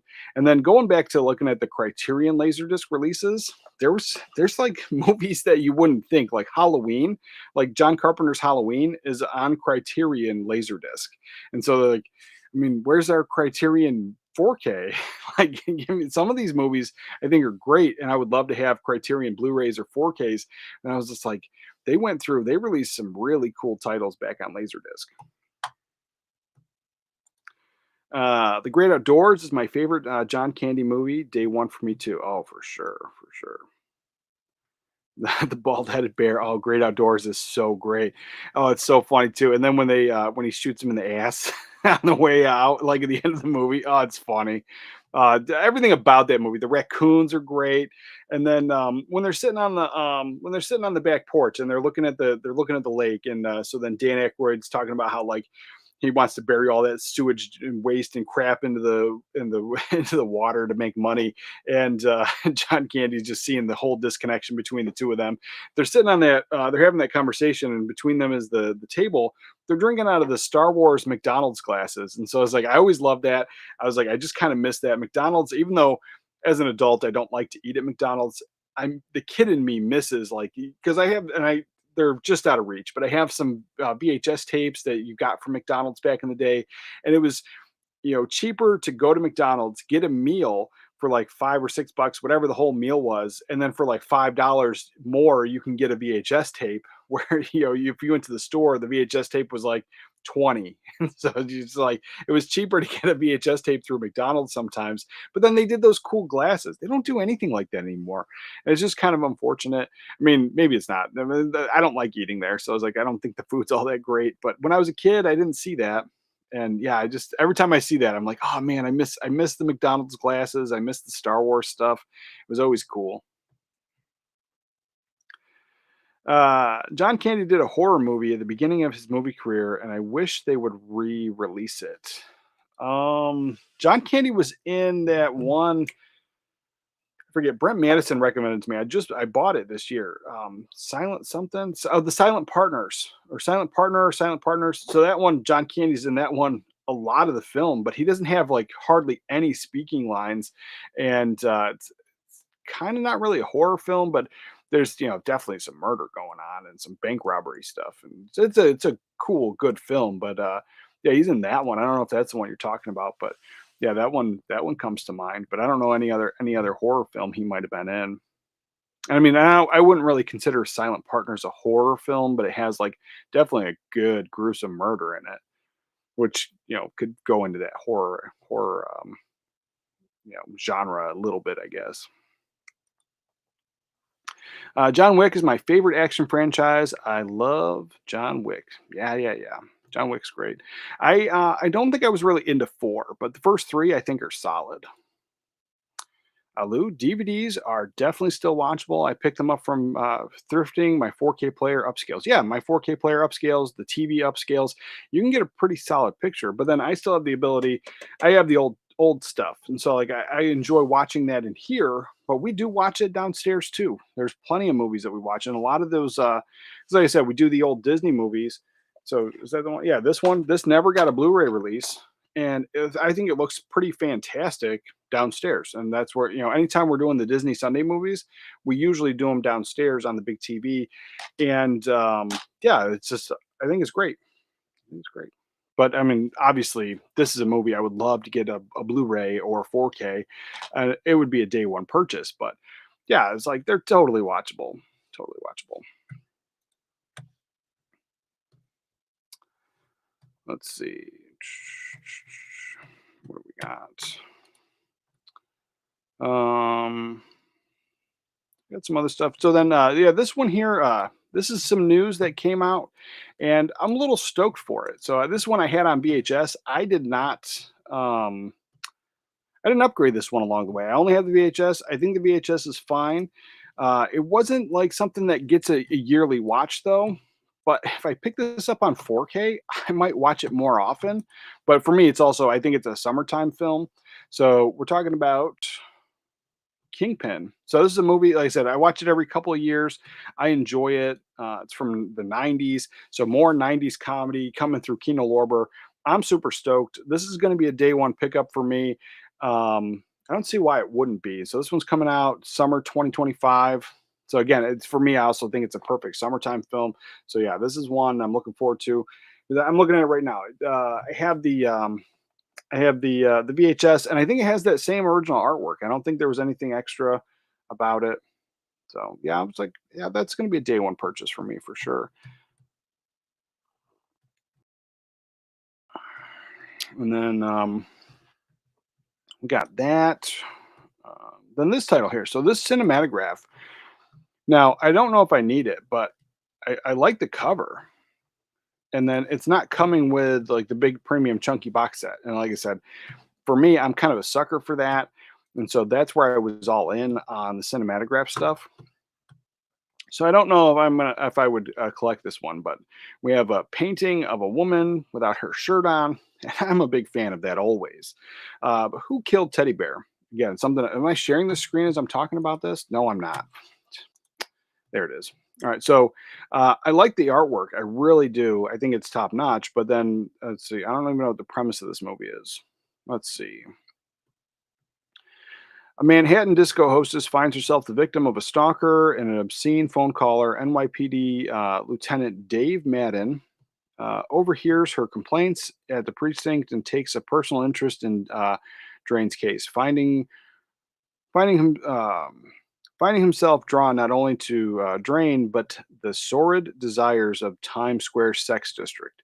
Yeah, it sounds like a me movie. That really is a me movie. I'm in, but I'm like, why is it not the premium box? And I get sometimes these companies got to save money, and that might be the way to do it.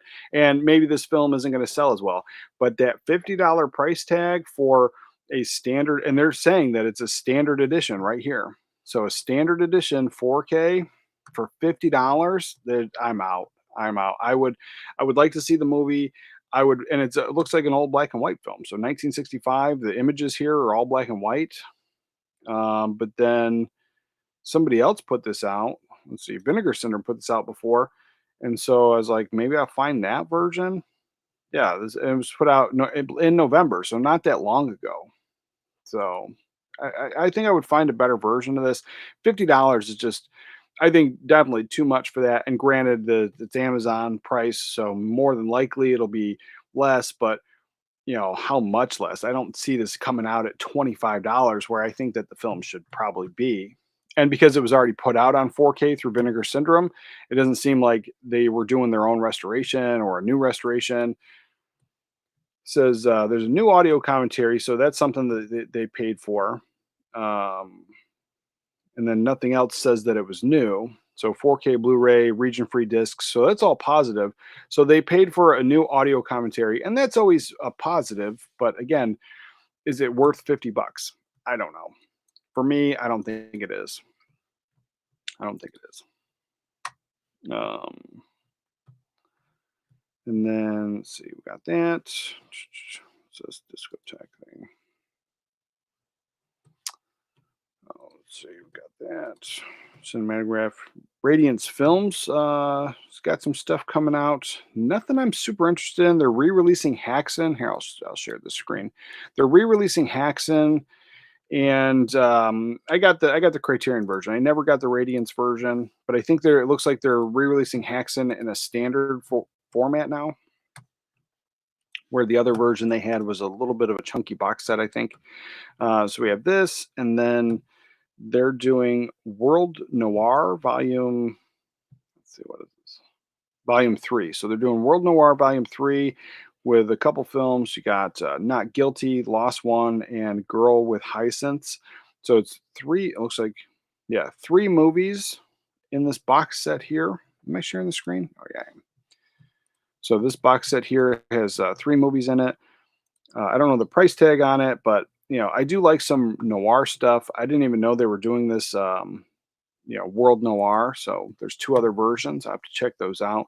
I like some noir films. I don't know if I'm into like world. I like world cinema. There's plenty of films that I import from other countries and different parts of the world, but as far as like the world noir, I'm not sure if I'm into all that. I haven't really seen too many of it. I'm more into like comedies, dramas, and Hong Kong cinema. If I'm going to import foreign titles with subtitles and stuff like that, that's what I'm into. But I'll check it out. I mean, it's worth checking out, I think. But nothing really here's like jumping out at me that I have to have. Let's see, the tale of I can't even say that Ghost. might be something. I was like some Asian horror. I like some of it. I don't like all of it, but that one would probably be the more interesting one for me. I'd have to figure out how to pronounce the title. And Haxon, but like I said, I have the Criterion. I like the film. I think it's great. From 1922, it's a silent film. I like the artwork on here a million times better than what we got on the Criterion version. But that's one from 1922. That's one of the films that was banned. Like it was banned for sex and like the satanic imagery and stuff. And it was just an old silent film. So I was just like watching it. I could see their point, but like watching, I'm like, it's totally tame and compared to anything from the 70s. Like, but yeah, it was definitely a banned film at one point. But then we have Wayne's World 2. So Wayne's World 2 is one that it's going to be a day one. I like it. I like the first one. I have the second one on Blu-ray. I don't know if I needed, like I haven't watched it recently, so I've watched it a couple times since it came out on Blu-ray. So I've had it for a little bit. I don't even know when that Blu-ray came out. Let's see. Blu-ray. Let's see.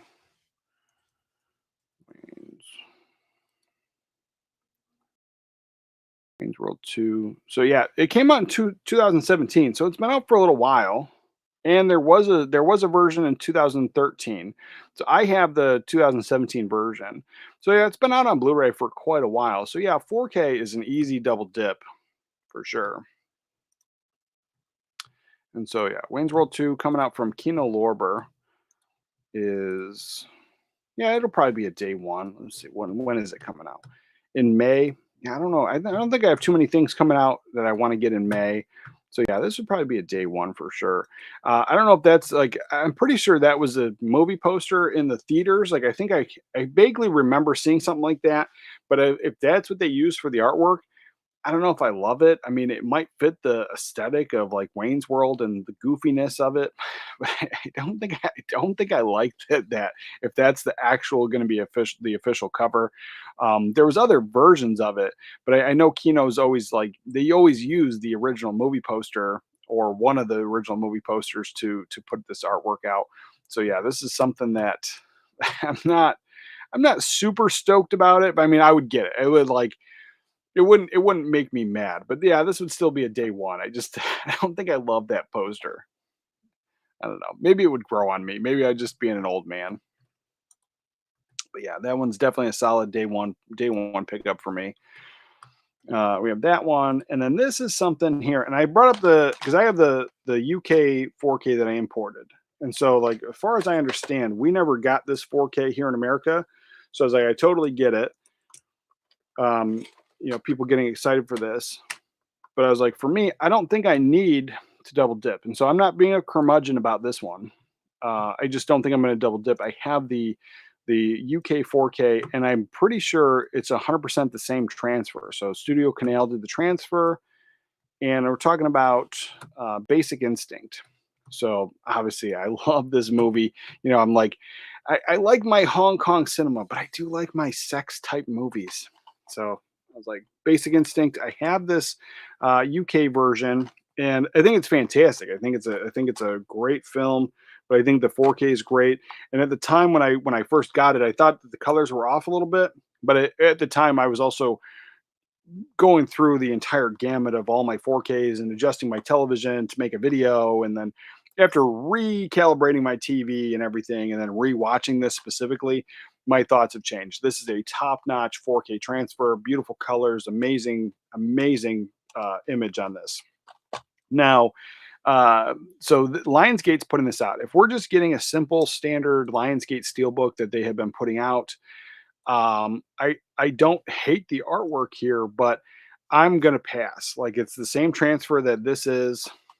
So if it's the exact same transfer, I was like, I don't need it. I don't see anything here where I was like, I have to upgrade. The artwork's not that, I mean, this is fine. I think this is fine. It's definitely not reversible. The only thing for me is the case that they put it in. This part is like really has a lot of play in it.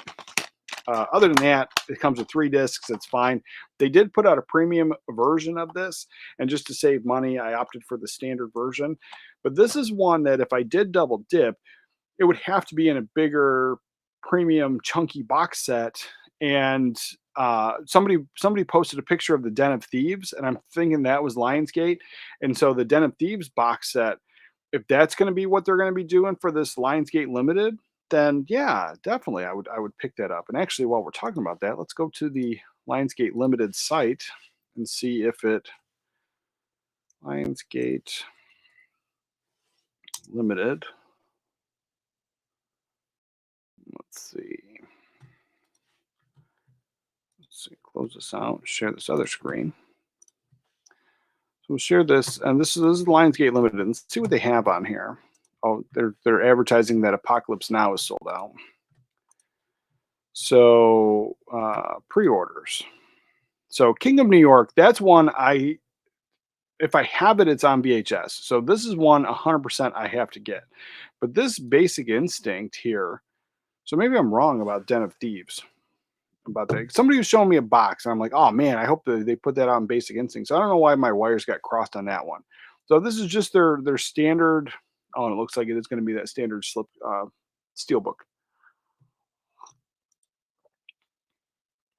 I think the art is top notch, but I don't think I personally need to double dip.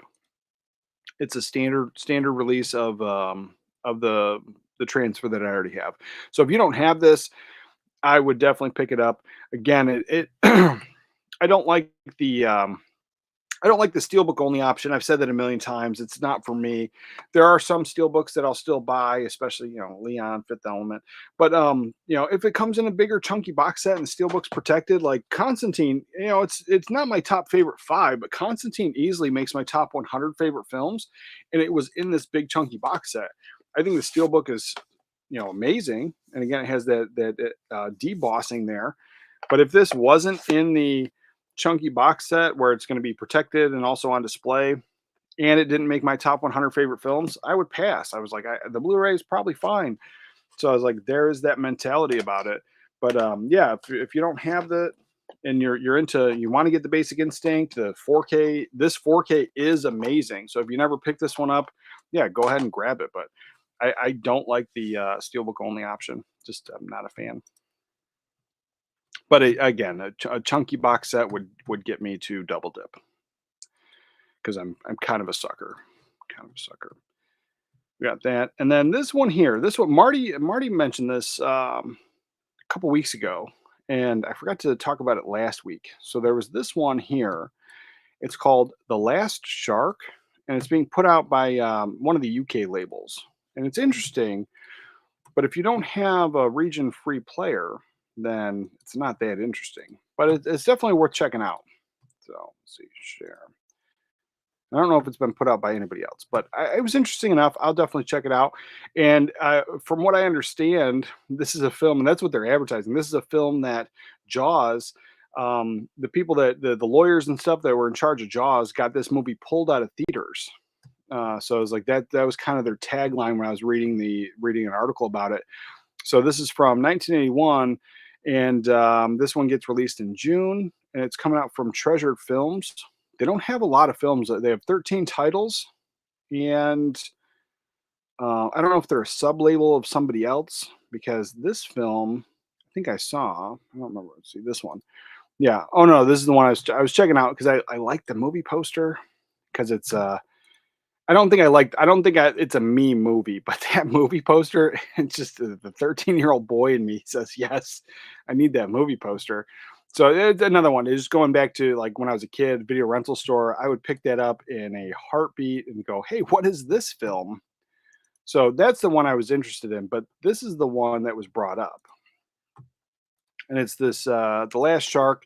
I've never seen it. I mentioned it before. There was I was in talking to some buddies, and I mentioned that this was getting released, and somebody knew what this movie was.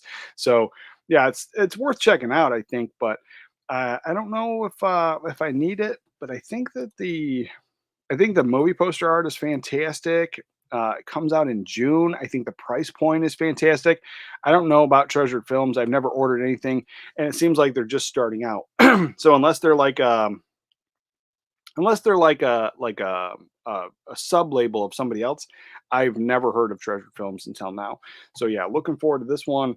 For $20, I think I'll get it. It's in June. That's probably going to be high on my radar. I think Jaws is great, and I think it's fine. It's not one of my all-time favorites, and so there's that. And I've been a little pissy about Jaws lately because somebody said that Shawshank Redemption or that Jaws was better than Shawshank Redemption, and I was like, if you like it more, that's totally fine. But like to claim that you're looking at a film critically and then you're comparing apples to oranges, I don't think you could do that. Like, there's no way. Like, you'd have to compare Jaws to other similar films and then compare them that way, and then say that's the superior film. If it's your personal favorite, but this person was not saying it was their personal favorite. They were literally making the blanket statement of like it's a better made film. It's like it's like you can't do that. So it kind of frustrated me. So I've been kind of pissy about Jaws lately. But I like shark films. And, so I was like, I do like some of those. So I have a couple of them, and they're great summertime watches. So this one here would probably be a nice pickup for me. Let's see, we got that. And, what do we got? And morning, Aces of Movies. Morning. Hello and thanks. What is your favorite Ali Sheedy performance? Short Circuit. I love Short Circuit. I think that's top notch. I mean, maybe it's not my favorite one of her performances, but it's probably one of my favorite films that she's in for sure. Like if we're talking about like hands down, like her actual performance, and that's what made the film. Let me double check. I hate doing these on the spot. Let's see. But I was like, I would always pick like Short Circuit, hands down, is probably one of my favorites. Ellie Sheedy. I just watched one the other day with her in it, and I thought that was also pretty great. I mean, clearly, I mean, so the classics, War Games. I think she's great in War Games. Breakfast Club, fantastic. But I mean, that's more of the ensemble cast that kind of makes that film. As far as like her specifically, let's double check something. Let's go back to the 80s. Out of all these years I've been watching the film, I did not realize she was the ticket agent in Home Alone 2. I did not realize that. Probably because a lot of times it's been distracted watches lately. Let's see.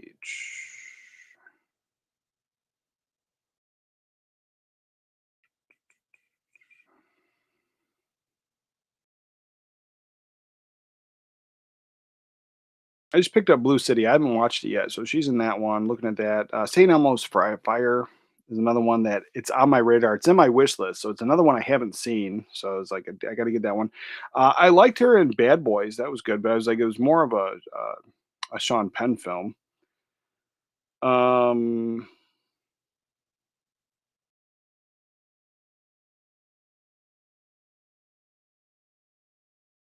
yeah, I would say like probably War Games. I like that, but I was like, it's still Matthew Broderick's film. Like I think so. I was like, there's that. Um, Yeah, if I were to really narrow it down, I still probably gonna go to Short Circuit. Probably my favorite Ali, Sheedy performance for sure.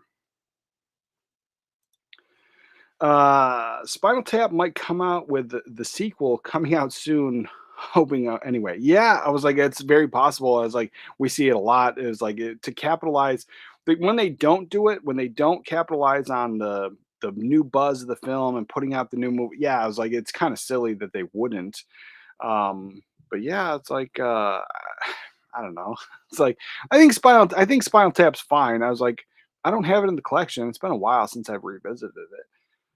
I was like, I don't know. I don't know. I have to revisit that. And then if they're doing the sequel, I was like, I gotta watch that too. I gotta watch that too. It's been a while. Oh man, this mustache is going crazy today. Let's see. Would you rather live in the entrapment castle or the mansion in Mr. Deeds? Oh, the castle in a freaking heartbeat. One, I love entrapment. I think it's fantastic, but like it's like yeah, it's like anywhere in Europe, like any of those like big old castles for sure. When I was in the Navy, all the places I went to in the UK, like I said I would live in Scotland for sure. So like give me a Scottish castle any day. Oh yeah, 100%. And I'm not even sure if the entrapment one was in Scotland, but like just kind of had that vibe. But then, yeah, for sure, that castle. Not into John Wick 4. That's the best one after the first one. I was like, I'm telling you. So with that one, as I was watching it, and you could see it on the stairs, like when he's doing the stunts on the stairs, I was seeing Keanu Reeves age, and so that was as he's doing the stunts, it felt like, and I was like, I don't want to be. I'm 40, and I know he's older than me, and I don't want to be rolling around and dropping to the ground and smashing my knees on the thing. But there was a couple of those spots where he was like dropping down to fight, and like he was, it seemed like he was babying, like it didn't seem like he was just slow. And I was like, I totally get it. I don't want to smash my knees up either. But as I was like, it just seems like he's a little old. So that's the only thing it took me out of the film. And there was that, but solid. I like 1 through 3 100%. 4, I watched it the one time, and I never bought it. So I was like, maybe I'll revisit it, but I think like that's at the end of it. I mean, the end is cool. Like, I mean, it's a good story. I think that it's I think it was him like as he's doing the stunts and all that. Is again, I think they're great. He's like protecting his knees, and I'm like, well, it's like it's taking me out of the film every time. But I mean, I get it. Protect your knees. I totally get it. So happy to watch live. Well, thanks for being here. Do you like Camp Nowhere? Is that a fun film for the whole family? Yeah, it's fun for the whole family. I have the VHS. I have the VHS. I've been debating whether or not to pick up the Blu-ray. I don't know if it's in my wish list or not. I don't think it was like super bad, but actually, now that we say it, I think it might actually be at the higher price, or one of the ones that I think maybe are only on eBay now. Just double check this. Oh, before we check that, let me show you this. I forgot. So coming out of Synapse, because it wasn't on Blu-ray.com, but it was part of the rumor mill. And I was like, every time we find stuff from Dawn of the Discs, he's not let me down. I mean, there's got to be some kind of inside information, because everything seems to come out true, which is why I'm speculative on the Turtles information, because Dawn of the Discs didn't put it out there. But anyway, Synapse is putting out some long-awaited titles, and one of them I have on VHS, and so I was like, this would be a day one pickup for me for sure. And I'm not a huge horror hound, but these are all horror titles, and so we have Fright Night. Let's see, is this bigger now? Yeah. So Fright Night Part 2. So they did a sequel, Fright Night 2. They did that. It was like a more modern sequel, but this film was stuck in some kind of rights issues, and I don't know all the logistics behind it, but um, I think it had to do with those was it those brothers that killed their family, that ended up going to jail. I think like the dad was involved in like producing these Fright Night movies, and when he got killed, I think like that stuff got all locked up in rights issues. And so Fright Night 2 was one that I don't think ever had a Blu-ray. And maybe it did, but it's something that there's been rights issues for it, because I know at the time they were also talking about doing a third one, and then the brothers, kind of they killed their parents, and it was just kind of a shitty thing. And so like, yeah, that's one that's been on the forefront of my wish list for a long time. So Fright Night Part 2 is coming out. Hello Mary Lou Prom Night 2, I have that on VHS, so that one's going to be a day one pickup for me. I never saw Prime Night 3 or Prom Night 4, but I know that these are movies that come up all the time with the horror hound community, that are just wanted. These are movies that they want new releases of. And so yeah, Fright Night Part 2, day one pickup for me. Now, I love the first one. I think the first one is top notch. Now, the second one, it's not as good, but I just have fond memories of watching it on VHS back in the day. So for me, that's going to be a huge, huge pickup. And then what was I come up here for? I was coming up here for something. I forget what it was. Let's see. Oh, Camp Nowhere. That's what it was. So let's see. So Blu-ray.com.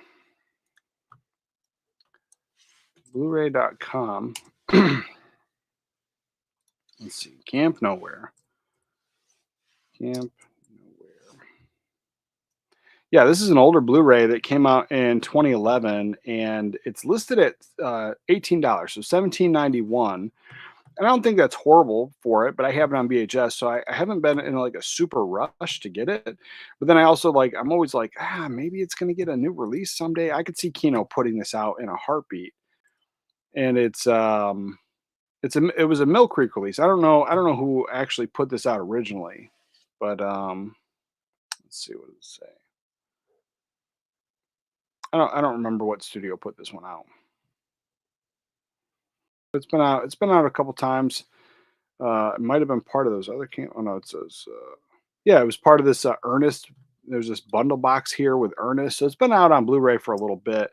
And you had Ernest and Fatherhood, which I think is a good one, and then Life with Mikey. I never got into that one.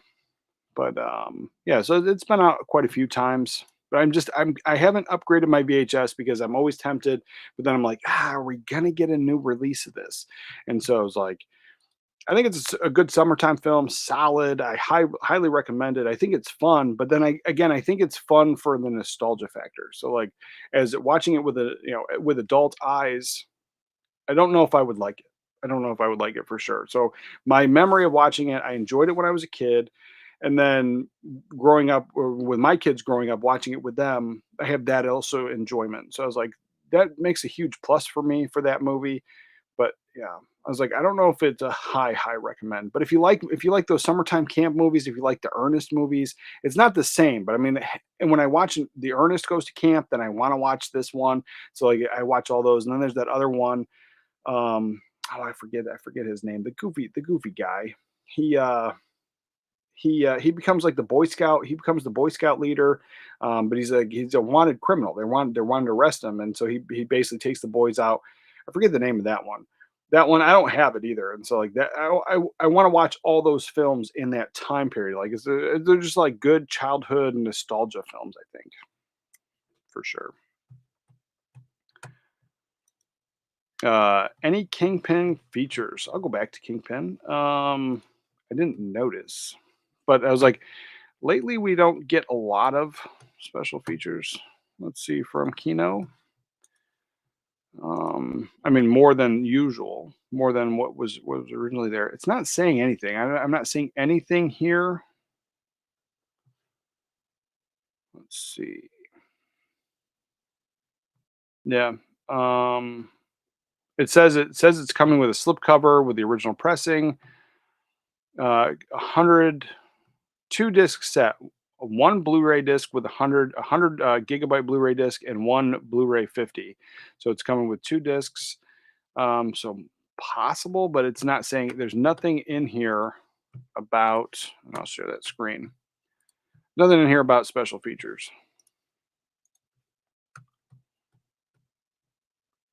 So that's it. So yeah, let's see. Well, I thought I shared the screen. So that's all there is. So I haven't read anything on it.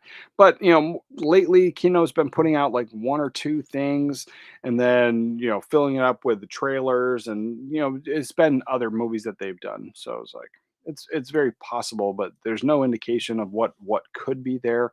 And again, they have to pay for all that stuff.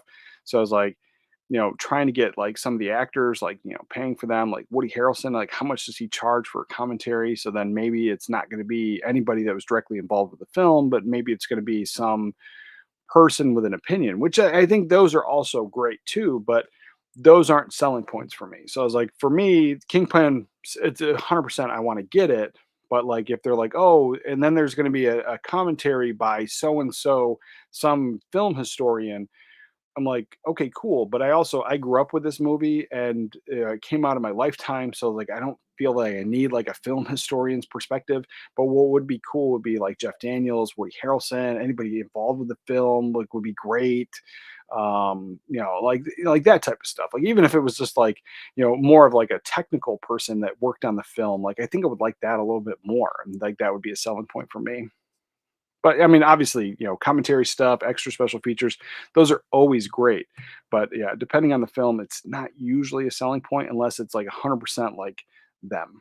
Like I really appreciate the Legends of the Fall um, commentary. It had Brad Pitt, and so it had him. And even though like it seemed like as you're listening, it seemed like he was just there for a paycheck, like he was there because he was getting paid. but I like those. I like the people that were involved in the film a little bit more. It's called The Clown Murders from 1976, according to IMDb. I don't know how much he's in it. Okay. Yeah, I'll check that one out. Is that what is it? Is it kind of based on like the Gacy stuff? Let's see. Or is it something different? Let's see. Clown Murders. Clown Murders. Oh, it's got a goofy cover. It gets a 3.7 out of a 10 user rating. Drama, horror, mystery, thriller. Four men kidnap an old girlfriend on Halloween night as a joke uh, to ruin a real estate deal and only have a very real clown mass killer stalk them seeking revenge. And oh, yeah, this is like super 70s independent film. Oh, there he is. Yeah. I would check it out. I would definitely check it out. I don't know if I would I feel that for me to check this out, and here's a still shot from that. So for me to check this out, I think I would have to be in like that horror mood. I would have to find it. I definitely don't think I would buy it, but I would have to like turn on like Tubi or one of those like streaming services like Amazon that I could get, and I would have to be in like the October like feel like the whole. I'd have to be really into horror stuff to just kind of watch that. I don't know.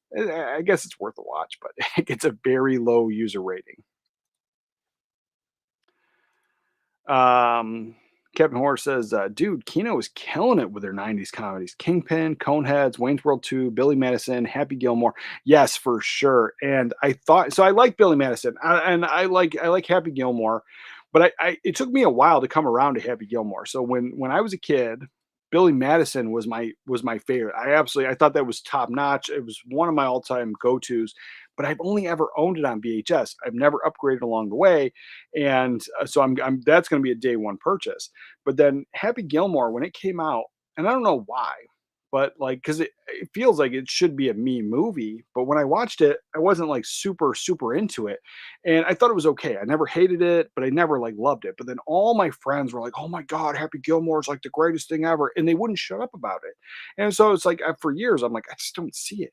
And so then I watched it, after high school sometime, like, 2003, 2004, like in that range. I watched it again. And then I was like, oh, it's the same. It's okay. And then the Blu-ray came out and I never ever bought it. And then I just happened to be in Best Buy a couple years ago, and it was back when obviously Best Buy still sold them. It was $5. It was on the rack. It was $5. It had been there for a while. I seen it at that $5 price tag, and it just happened to be the one of the few days that I went. All the new releases that I wanted were gone. And so then I was like, I had this mentality, like it's like 30 minutes to get here. I'm not leaving empty handed. And realistically, I had everything that I wanted.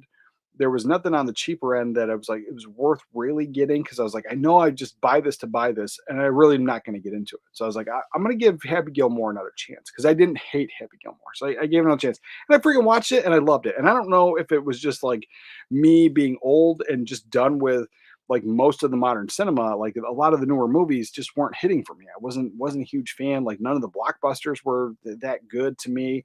And so like this movie and just having that 90s humor and the comedy, like everything about it, I was laughing louder than I ever did, like rewatching an old film that I'd seen. Like I feel like I watched it for the first time. And it was just a few years ago.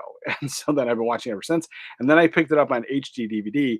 And I think the HD DVD is actually top notch. And so watching it in here on the 1080p TV, sometimes when I'm working, I found myself like stopping, like getting sidetracked from what I was doing here and just sitting here and just watching the movie and having a good time. And I was just like, yeah, I like Happy Gilmore now, but that one grew on me. Like I didn't love it at first. And I really think it has to do with the appreciation for the 90s humor and the stuff that we don't talk like that anymore, that kind of thing. The whole like feeling like this was just what it was. It was just this silly, goofy movie. And I don't know if I don't know how I feel about the second one that's coming out. I have not liked any of the modern sequels that are 30 years later. There haven't been too many that are like, oh, that's fine. Like most of them, like this is trash. So it's like Coming to America 2. I couldn't even get into like 5 minutes into that movie. I was like, I'm over it. I'm done. I'm so done. So I kind of feel, and I could be wrong. I could be totally wrong, but I kind of feel that Happy Gilmore 2 is going to be in the same category as Coming to America 2 for me. But yeah. More 90s comedies, 100%. I am there with you. And yeah, for sure, for sure. What else? Coneheads. So I have the Blu-ray. I think the Blu-ray is okay, but that's going to be another day one pickup. I love that movie. It gets played a ton. Yeah. So yeah, all those are going to be day one pickups for sure. Yeah. It's like I hope they're not all coming out in the same month because I was like trying to space out my new pickups. Camp Nowhere's excellent 80s. Must have it on 4K. Yeah, I was like, I'll get the 4K. I'll get the 4K. But yeah, I have the VHS right now. I have the VHS. Uh, yeah, I had no idea there was a sequel coming. Interesting. Yeah, yeah. I just picked up Kingpin on Blu-ray. If the 4K is reasonably priced, I'll pick it up. Yeah, that's the issue. Like, and a few times that I have picked up a Blu-ray for like $3 or $4 or $5 in that price range. I have zero problem double dipping on. And there was one I just picked up. Deep Blue Sea. Deep Blue Sea. I picked it up $10. $10. I had it on VHS for the longest time. I didn't have it on DVD. I finally pulled the trigger on the Blu-ray, and then just a few months later, we're getting that 4K. The 4K was a day one pickup, by the way. And so I was like, I just picked up the $10 thing. I like the movie, but it just so happens like every time I would rewatch it, I had it on the VHS, and I would watch it in here, and I enjoyed it. And so then I just kept putting off picking up the Blu-ray because I had just recently watched it. Every time I'd get in that like summertime shark mood movie or shark movie mood, and yeah, I was like the 4K camera, it had to be a day one. So yeah, I'm right there with you. Like it really depends on the price of picking them up. But sometimes it's just kind of like why like the faculty. It wasn't an overall cheap one. It wasn't like crazy expensive, but I picked up the faculty finally, and then I had that on DVD. So then finally upgrading to that. Then within like days of me picking it up, someone's like, "Hey, bro, we're getting 4K." I'm like, "Ah, I just opened it and I just watched it, and it's like there's no returning it." It's one of those frustrating things. But yeah, so I was like, and everyone says the faculty 4K is top notch. So I was like, I paid more than a few dollars for that one. I think it was in the closer $20 price range, to then double dip to like 25 or $30.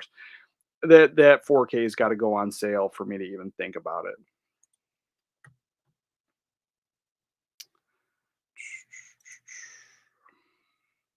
I just picked up a lot of Judd Apatow movies as well as the Blu-ray, none of which are in 4K.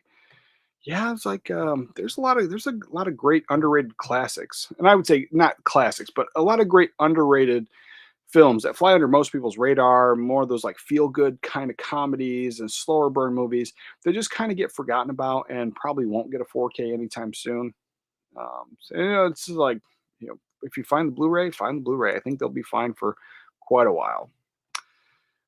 Cinema Dave says, I just watched Kingpin again too. Such a funny film. Yeah, it is. It really it just brings me back. I was like, yeah. I've been wanting to rewatch it, and then they announced it, and then I was like, I kind of want to rewatch it again, but I'm not comparing anything. I have it on VHS, so no matter what, it's going to be way better than what I had. So it's like I don't feel like I need to watch it, but I kind of have that in the back of my mind where it's like I'm in that mood. Like as soon as like springtime hits, summertime hits, yeah, Kingpin is definitely a summertime flick for me. What about Bob? 4K is one I'd like to get. Does it exist? No, it doesn't. It's a Touchstone film. It's on DVD only. I think the DVD is okay. So don't get me wrong. I love the film. I have it on VHS. I have it on DVD. I think the DVD is okay. I would love to get a Blu-ray. I would love to get a 4K. I would love a restoration on that film. I think the DVD is fine. Is there room for improvement? Totally.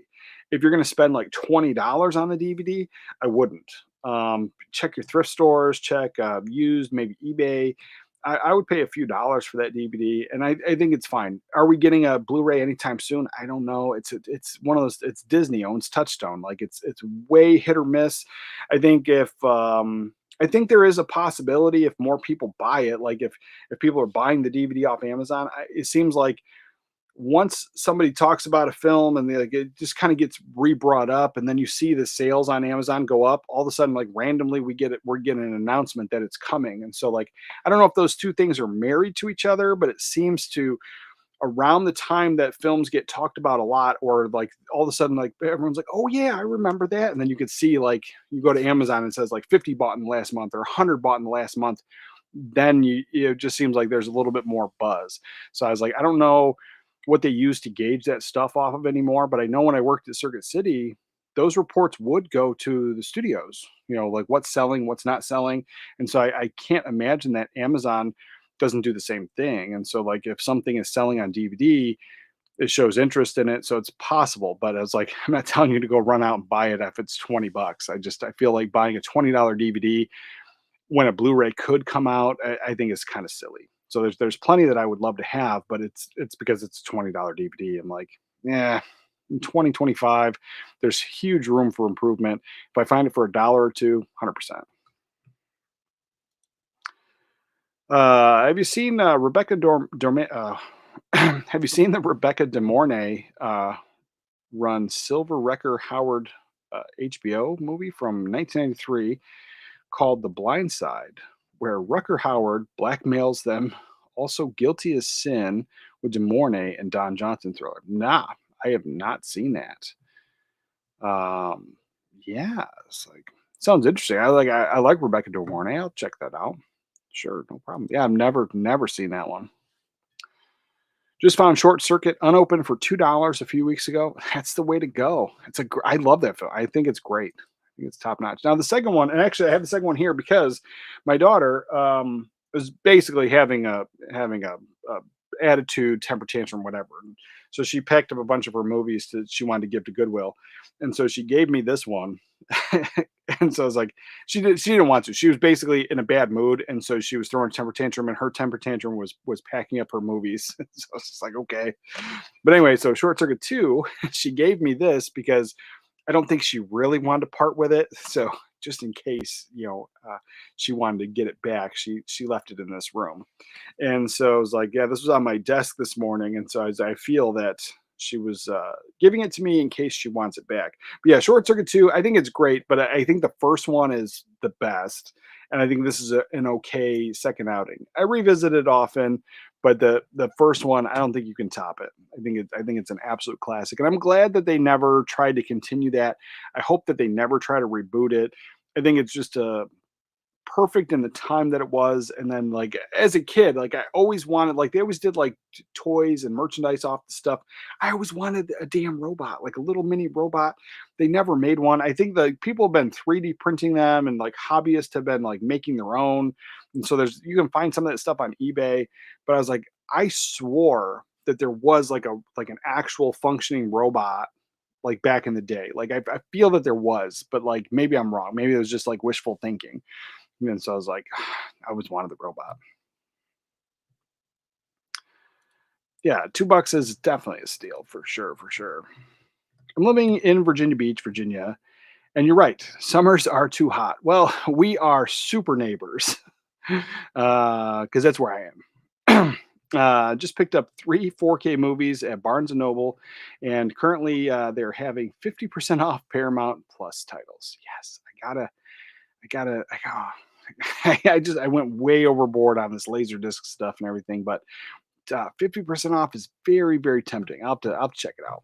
Check it out. There's a couple like Red Eye. Red Eye, I think, is like the only one that I like really feel that I have to get. And if I don't, let's see. If I don't get, I think if I don't get Red Eye, like that's the one that I would be disappointed at. So I was like, yeah, I'll probably check out that sale. And the thing is, like, I haven't seen Red Eye in such a long time. Like, I don't even know if I love the film. I watched it the first time when it came out, and I think I liked it, but I was like, I've never had it in the collection, so I just think I want it more than like I know that I love the film. Favorite few on-screen cinematic comedy moments of Steve Martin.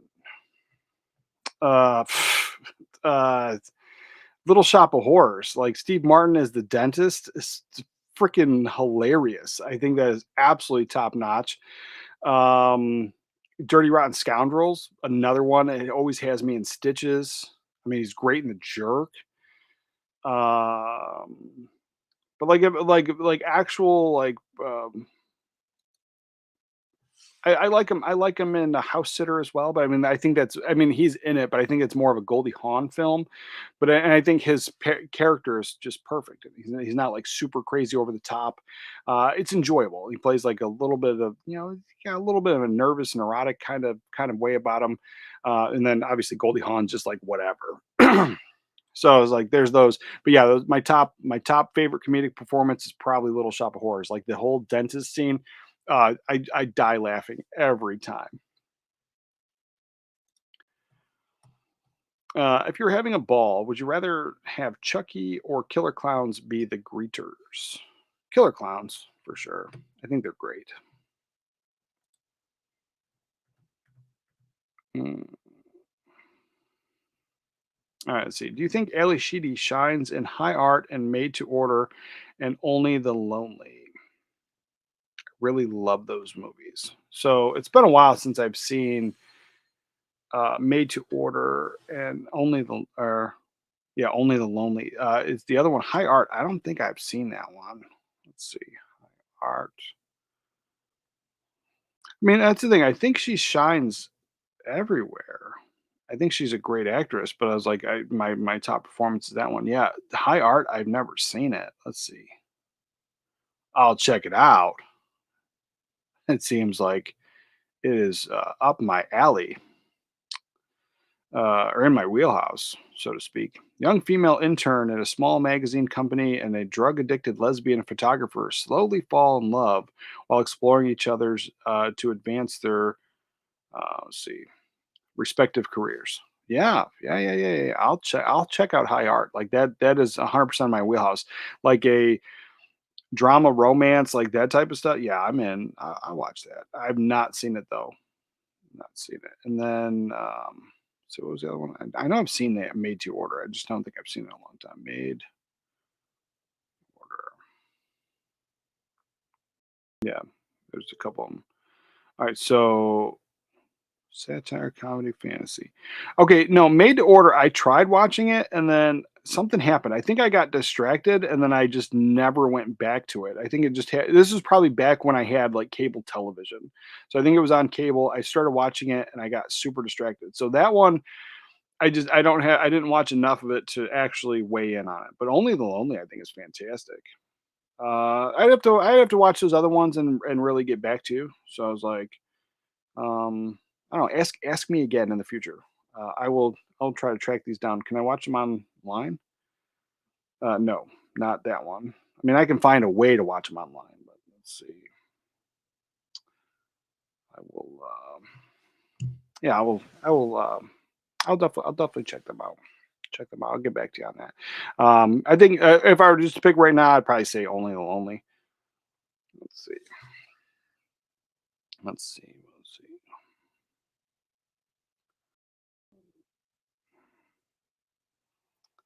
Let's see. What's this? So there's Only the Lonely. Yeah, she was in that, and then who else was in that one? There was somebody else. Oh yeah, Jim Belushi was in that one. Uh, yeah, some Maureen O'Hara. Yeah, yeah. There's some great ones. I forget Macaulay Culkin was in that one, and Kieran Culkin. I forgot they were in there. Yeah, yeah, yeah. I have to check it out. I would say that one. I would definitely say that one if I were to choose right now. But I'll definitely check out the other ones because the first one, uh, very intriguing. Very intriguing. Love those types of movies. As a young girl, I always looking up to her, and she is amazing. Yeah, I think she's great. I think she is great. I mean, I'm fantastic in The Breakfast Club. Uh, Daniel Stern and Bushwhacked, 100%. That's exactly who I was thinking of. Yeah, yeah, yeah. I was like, I don't know, but I no, no, no. Like, so I think I was crossing the film. So like, it was Bushwhacked is the one I was actually thinking of, but I know Daniel Stern. Like, it was the goofy guy. Oh, he's got such a goofy name too. I just never remember. I call him the goofy guy because there was a when I was in the Navy, there was a guy on the ship, and I was like, did you just remind me of that guy? Um, Let's see. Oh, Bushwhacked is a good one. So I'm thinking of what the heck am I thinking of? Not Bush.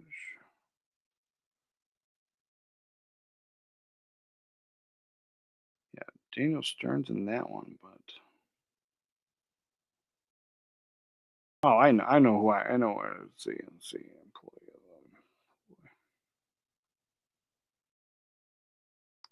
All right, so employee of the month, he was in that, and who is this?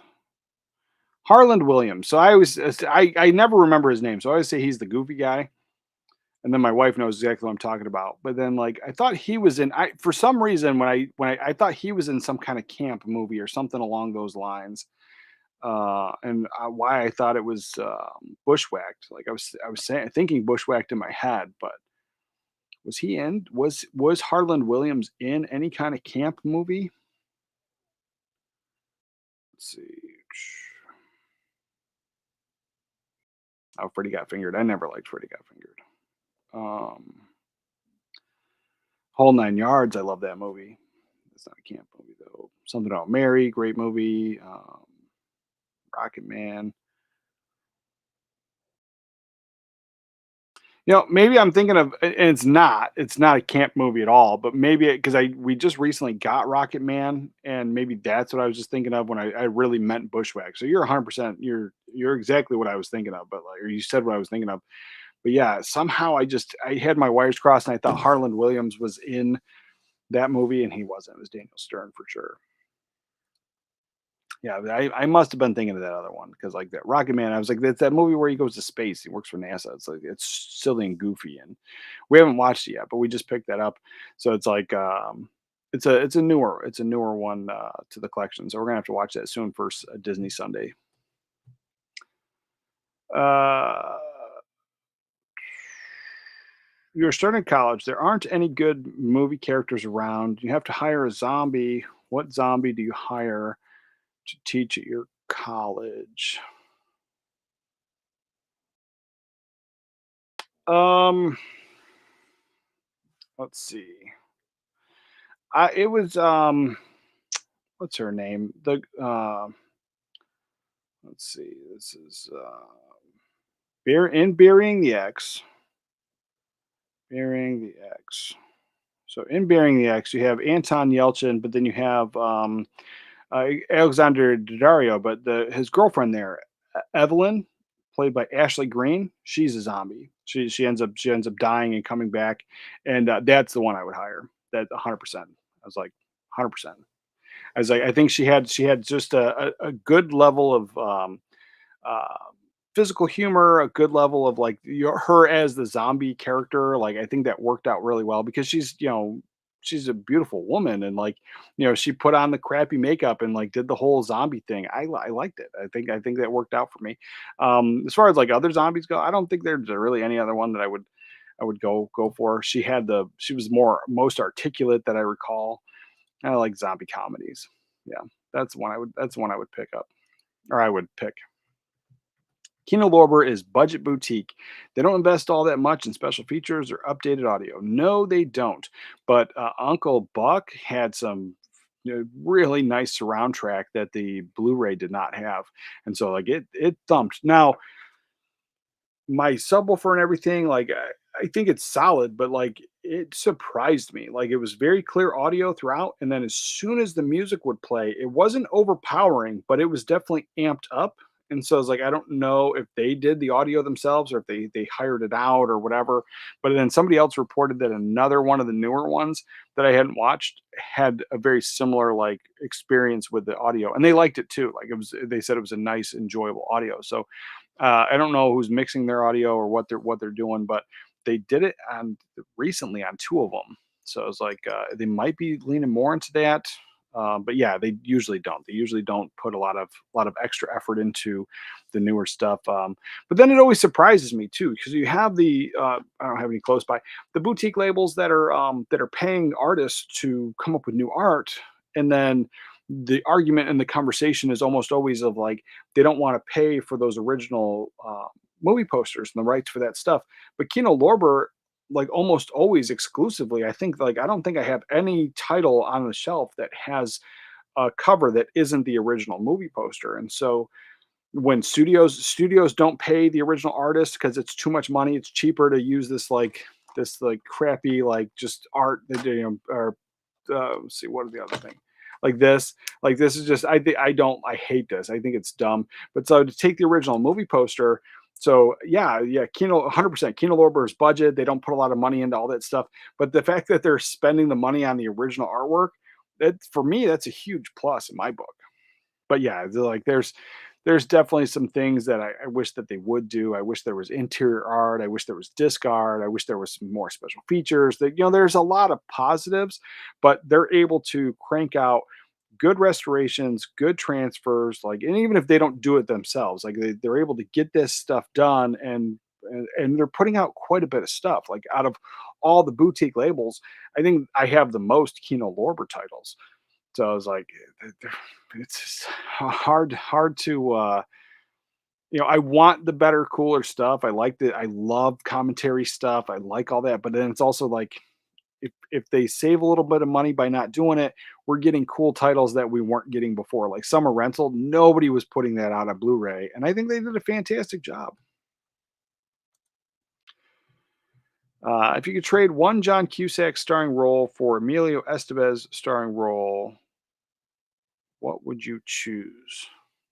I would say Gross Point Blank. I just watched that one. I love the film, and I'm not knocking it at all, but like that one comes on. I think Emilio Estevez could do a really cool a job in that because I loved his role in Repo Men, like that sci-fi comedy that I think he was just perfect enough that I could see him taking on Gross Point Blank for sure. And then at the same time, like Men at Work. Like if you could switch out Emilio Estevez for John Cusack, if you put John Cusack in Men at Work, I think that could be fun too. Like, I mean, I wouldn't want to change the film either. Like, I love that film the way it is. Like, I think it's perfect. But if we had to switch role, I would switch both of those 100%. I think John Cusack in Men at Work could have taken it to a different level. Like, yeah, I like that. I like that one.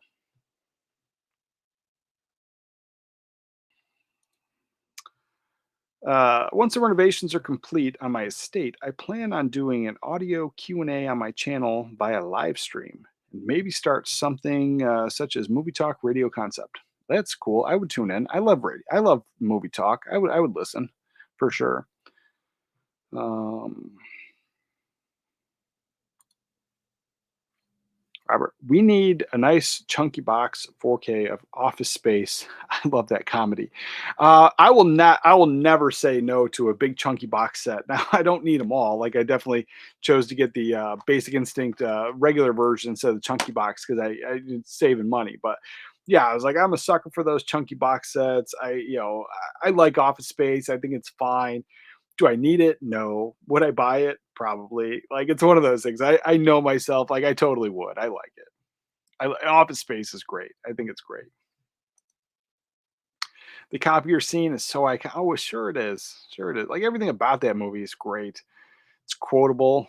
Quotable. I was like most of the quotes though. I'm not going to repeat, but like it's quotable. Who would you cast as Bob if Bill Murray said no? Dana Carvey. Dana Carvey for sure.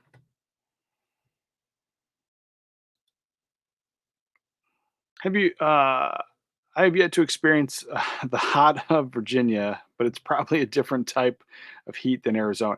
Yeah. It's like gross. Like I feel gross like going outside. Like it's like I'm sure like I've been in places that have that what would be I would assume is like that dry heat.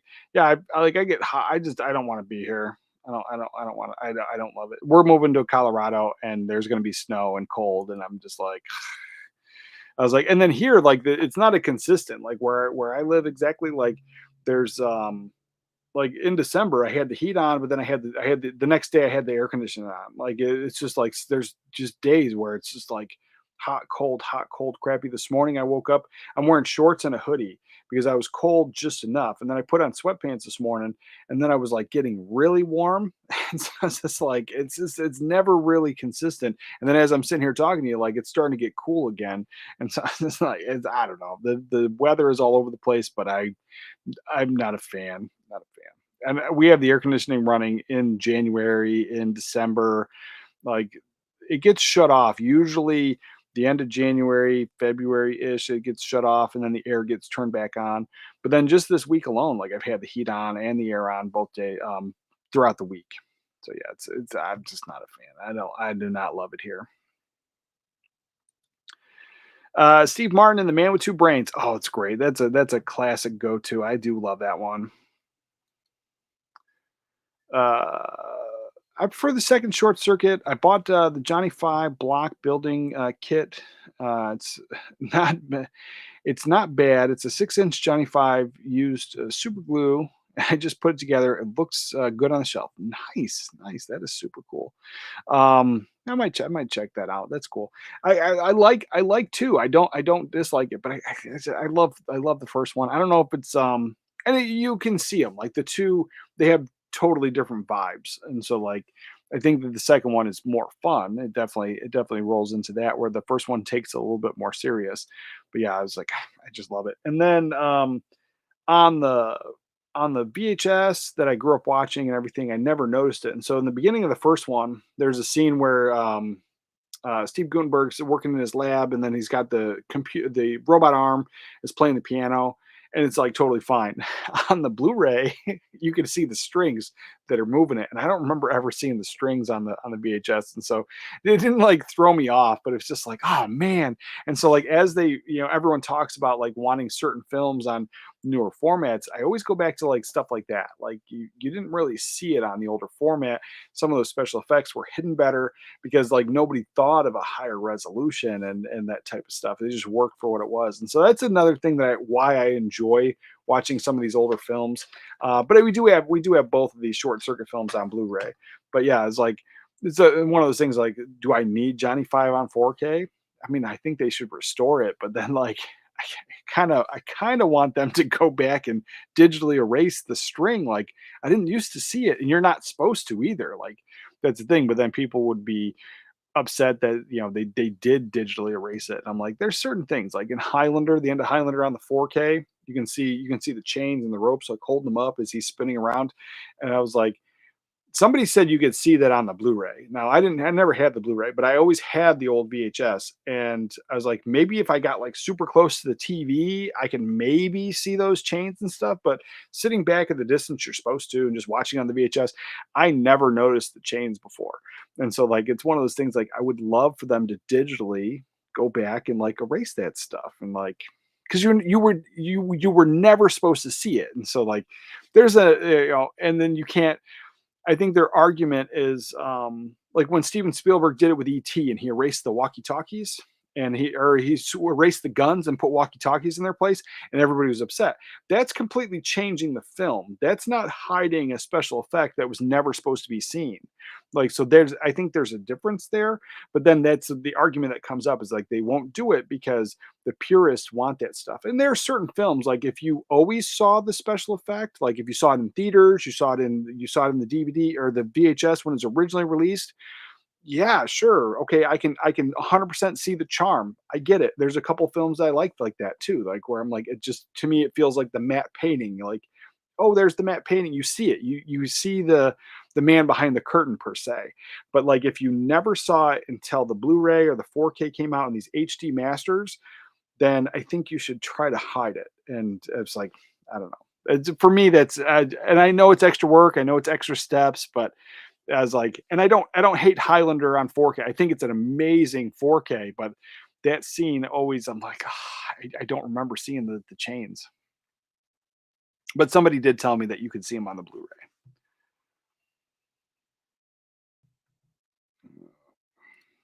Let's see. Did you hear they're making TV series about of the Burbs? No way. I have low expectations too. Yeah, I have low expectations too. Yes, I do. Yeah.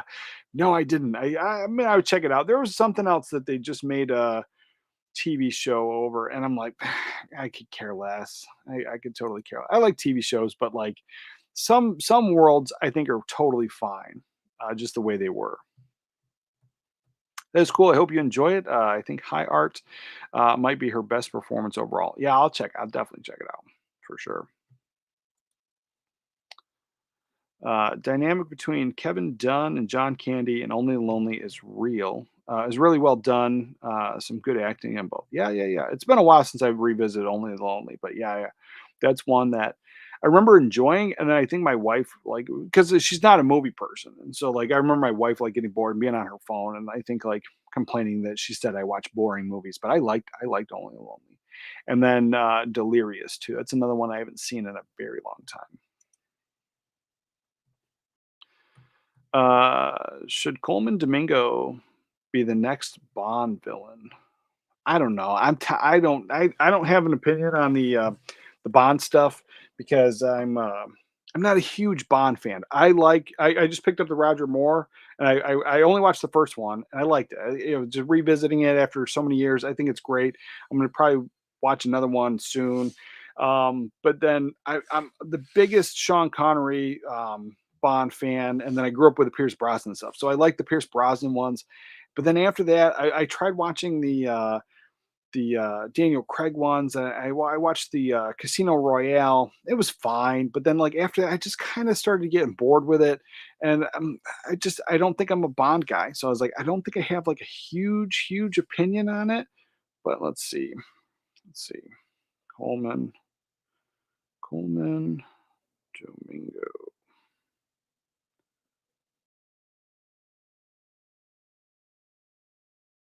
Let's see.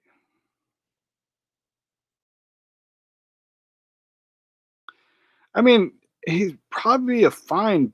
Um, let's see. Was he the next Bond villain? I mean, he'd probably be a fine Bond villain. I was like, what else was he in that I might have seen? Let's see.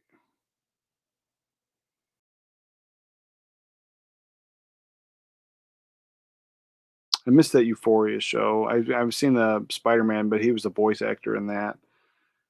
Um,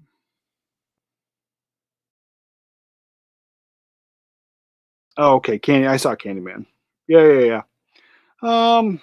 I mean, he really could. He really could be a good Bond villain. I don't know. I just like. I don't know. I don't think I'm into any of the new Bond movies. Period. Like they would. Like the same thing. I kind of fell off on the Mission Impossible movies too. Like I'm in a lot of the earlier ones, but like I stopped watching them. Like I don't know if I grew out of that type of like the spy action type movie, or they're just getting so over the top. They're just not for me anymore. Like I don't know. Yeah, Harland was Rocket Man. Yeah, yeah. I somehow and it's stupid. Like I don't know how I was mixing up the two. Like because I know Daniel Stern, but yeah, it's like I hadn't seen Bushwhacked in years. But like we did just get, like I said, Rocket Man. So I was like maybe. Oh, and Half Baked. I forget about Half Baked too. I haven't seen that in years too. Half Baked. Yes. Uh, Harlan was intended to play the Jim Carrey role in Dumb and Dumber. That actually kind of makes sense. I was like, I don't mind. I like Dumb and Dumber. I don't know if I even own Dumb and Dumber. That's the thing. I don't hate it, but I was like, I'm not a huge Dumb and Dumber guy. I like Ace Ventura more, and I don't even own Ace Ventura. Um, but yeah, it's like, yeah, I could see him in that role. See him in that role. You buy a luxury car at a dealership, and can sell three movie cars. And you can sell three movie cars. There's the produce them all. What will you sell? Oh, to mass produce them all, what would you sell? It's not really a movie car, but like Knight Rider has always been like a huge, like the kit car. That's been I love that car. I've always been into that car. I mean, clearly, Batman, the Batmobile from Batman '89, number one. I think everybody should drive that thing. Um, And then like there was one. It wasn't like a super like crazy car. Like it didn't do anything special, but it was I forget the movie now. It when I was a kid, and it's why I fell in love with the car. Like there's like I'm not a car guy. I don't really care about cars. Like they're really not my thing. Like the car could be rusting and falling apart, and I don't care. Like I like movies, and I'd rather put my money here. I don't want to have a car payment, that type of stuff. So I've never been a car guy, but two cars that have always got me, and I'm a big guy, so like I don't like the little sports cars. Like I've never ever been into them. But when I was a kid, I saw a movie, and I can't remember what it is for the life of me. But they used the old Corvette, like that old style. They had the two tone colors, but it was black, and then the white like circle in the door there, like that car right there. I loved it because of the movie. That was the only time I ever saw it was that, and so I always liked that car. But I was like, I know I'd look stupid driving it. Like I'm big, like I'm like 5'11", I'm like 250 pounds. Like, it's just like I'm too big to fit in that car. But I always liked it. I thought that was cool. And then I liked the Thunderbird, like the classic Thunderbird, because of the Highlander TV show. So like those are the ones I was like super like if I ever had like more money than I ever needed. Like those are the two cars that I would probably just to have. But yeah, I was like to answer your question to sell, it would probably be the Kit Knight Rider car, and they did make a TV movie, so like we could do that. I love the Ford that was in that Biff drove in Back to the Future 2. The Ford convertible there. That I love that car. So like, those are a few that I would. That's it. I was like, I wouldn't do the DeLorean. Like I wouldn't. I like the DeLorean. I think that's a special car. I think that not everybody should have that.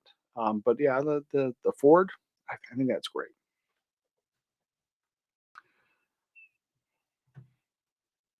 Um, let's see. Good zombie choice. I was thinking Nick Frost and Shaun of the Dead. Oh yeah, that's great too. But I think I like yours too. Yeah, yeah. It's like the zombie comedy thing. I was like, and Shaun of the Dead's great. I love that one. But yeah, I was like, I like her. I think Evelyn would be a great teacher. Yeah, for sure. The first one is more like Daryl. The second one is more like Crocodile Dundee too, if that makes sense. Oh, I get it. I totally get it. Yeah, it makes sense. I was like, I like that. Yeah, sure. Hey, what's up, brother? Yo, just woke up. Gonna catch a replay after making coffee. Oh, well, good. I'm drinking coffee too, so enjoy it. What's up, Brian? Let's see. And morning, Frank. What's up, everyone? Good morning, Frank. Good morning. And everybody is here. And you're still going strong at 3 hours. Yeah, it's like I was wrapping up, but then I had the at the end of the show questions. We wrapped up everything. I talked about. I mean, there's a few things here that I skipped over, but we'll catch them next week. Yeah, after that, I think we'll wrap it up unless you guys have anything else. I talked about everything that I'm doing this weekend, and yeah, it's like 1 o'clock. I'm gonna hit up the family time, knock out some movies. It was always a pleasure hanging out with you guys. And let's see, close this out there. There's that. And then, yeah, remember, merch link is always down below. You can get the merch, you can get the coffee mug, join the mug club, and remember to watch a movie today. I'll catch you guys next time. As far back as I can remember, I always wanted to be a gangster. Oh, don't give me a cat. That's fine.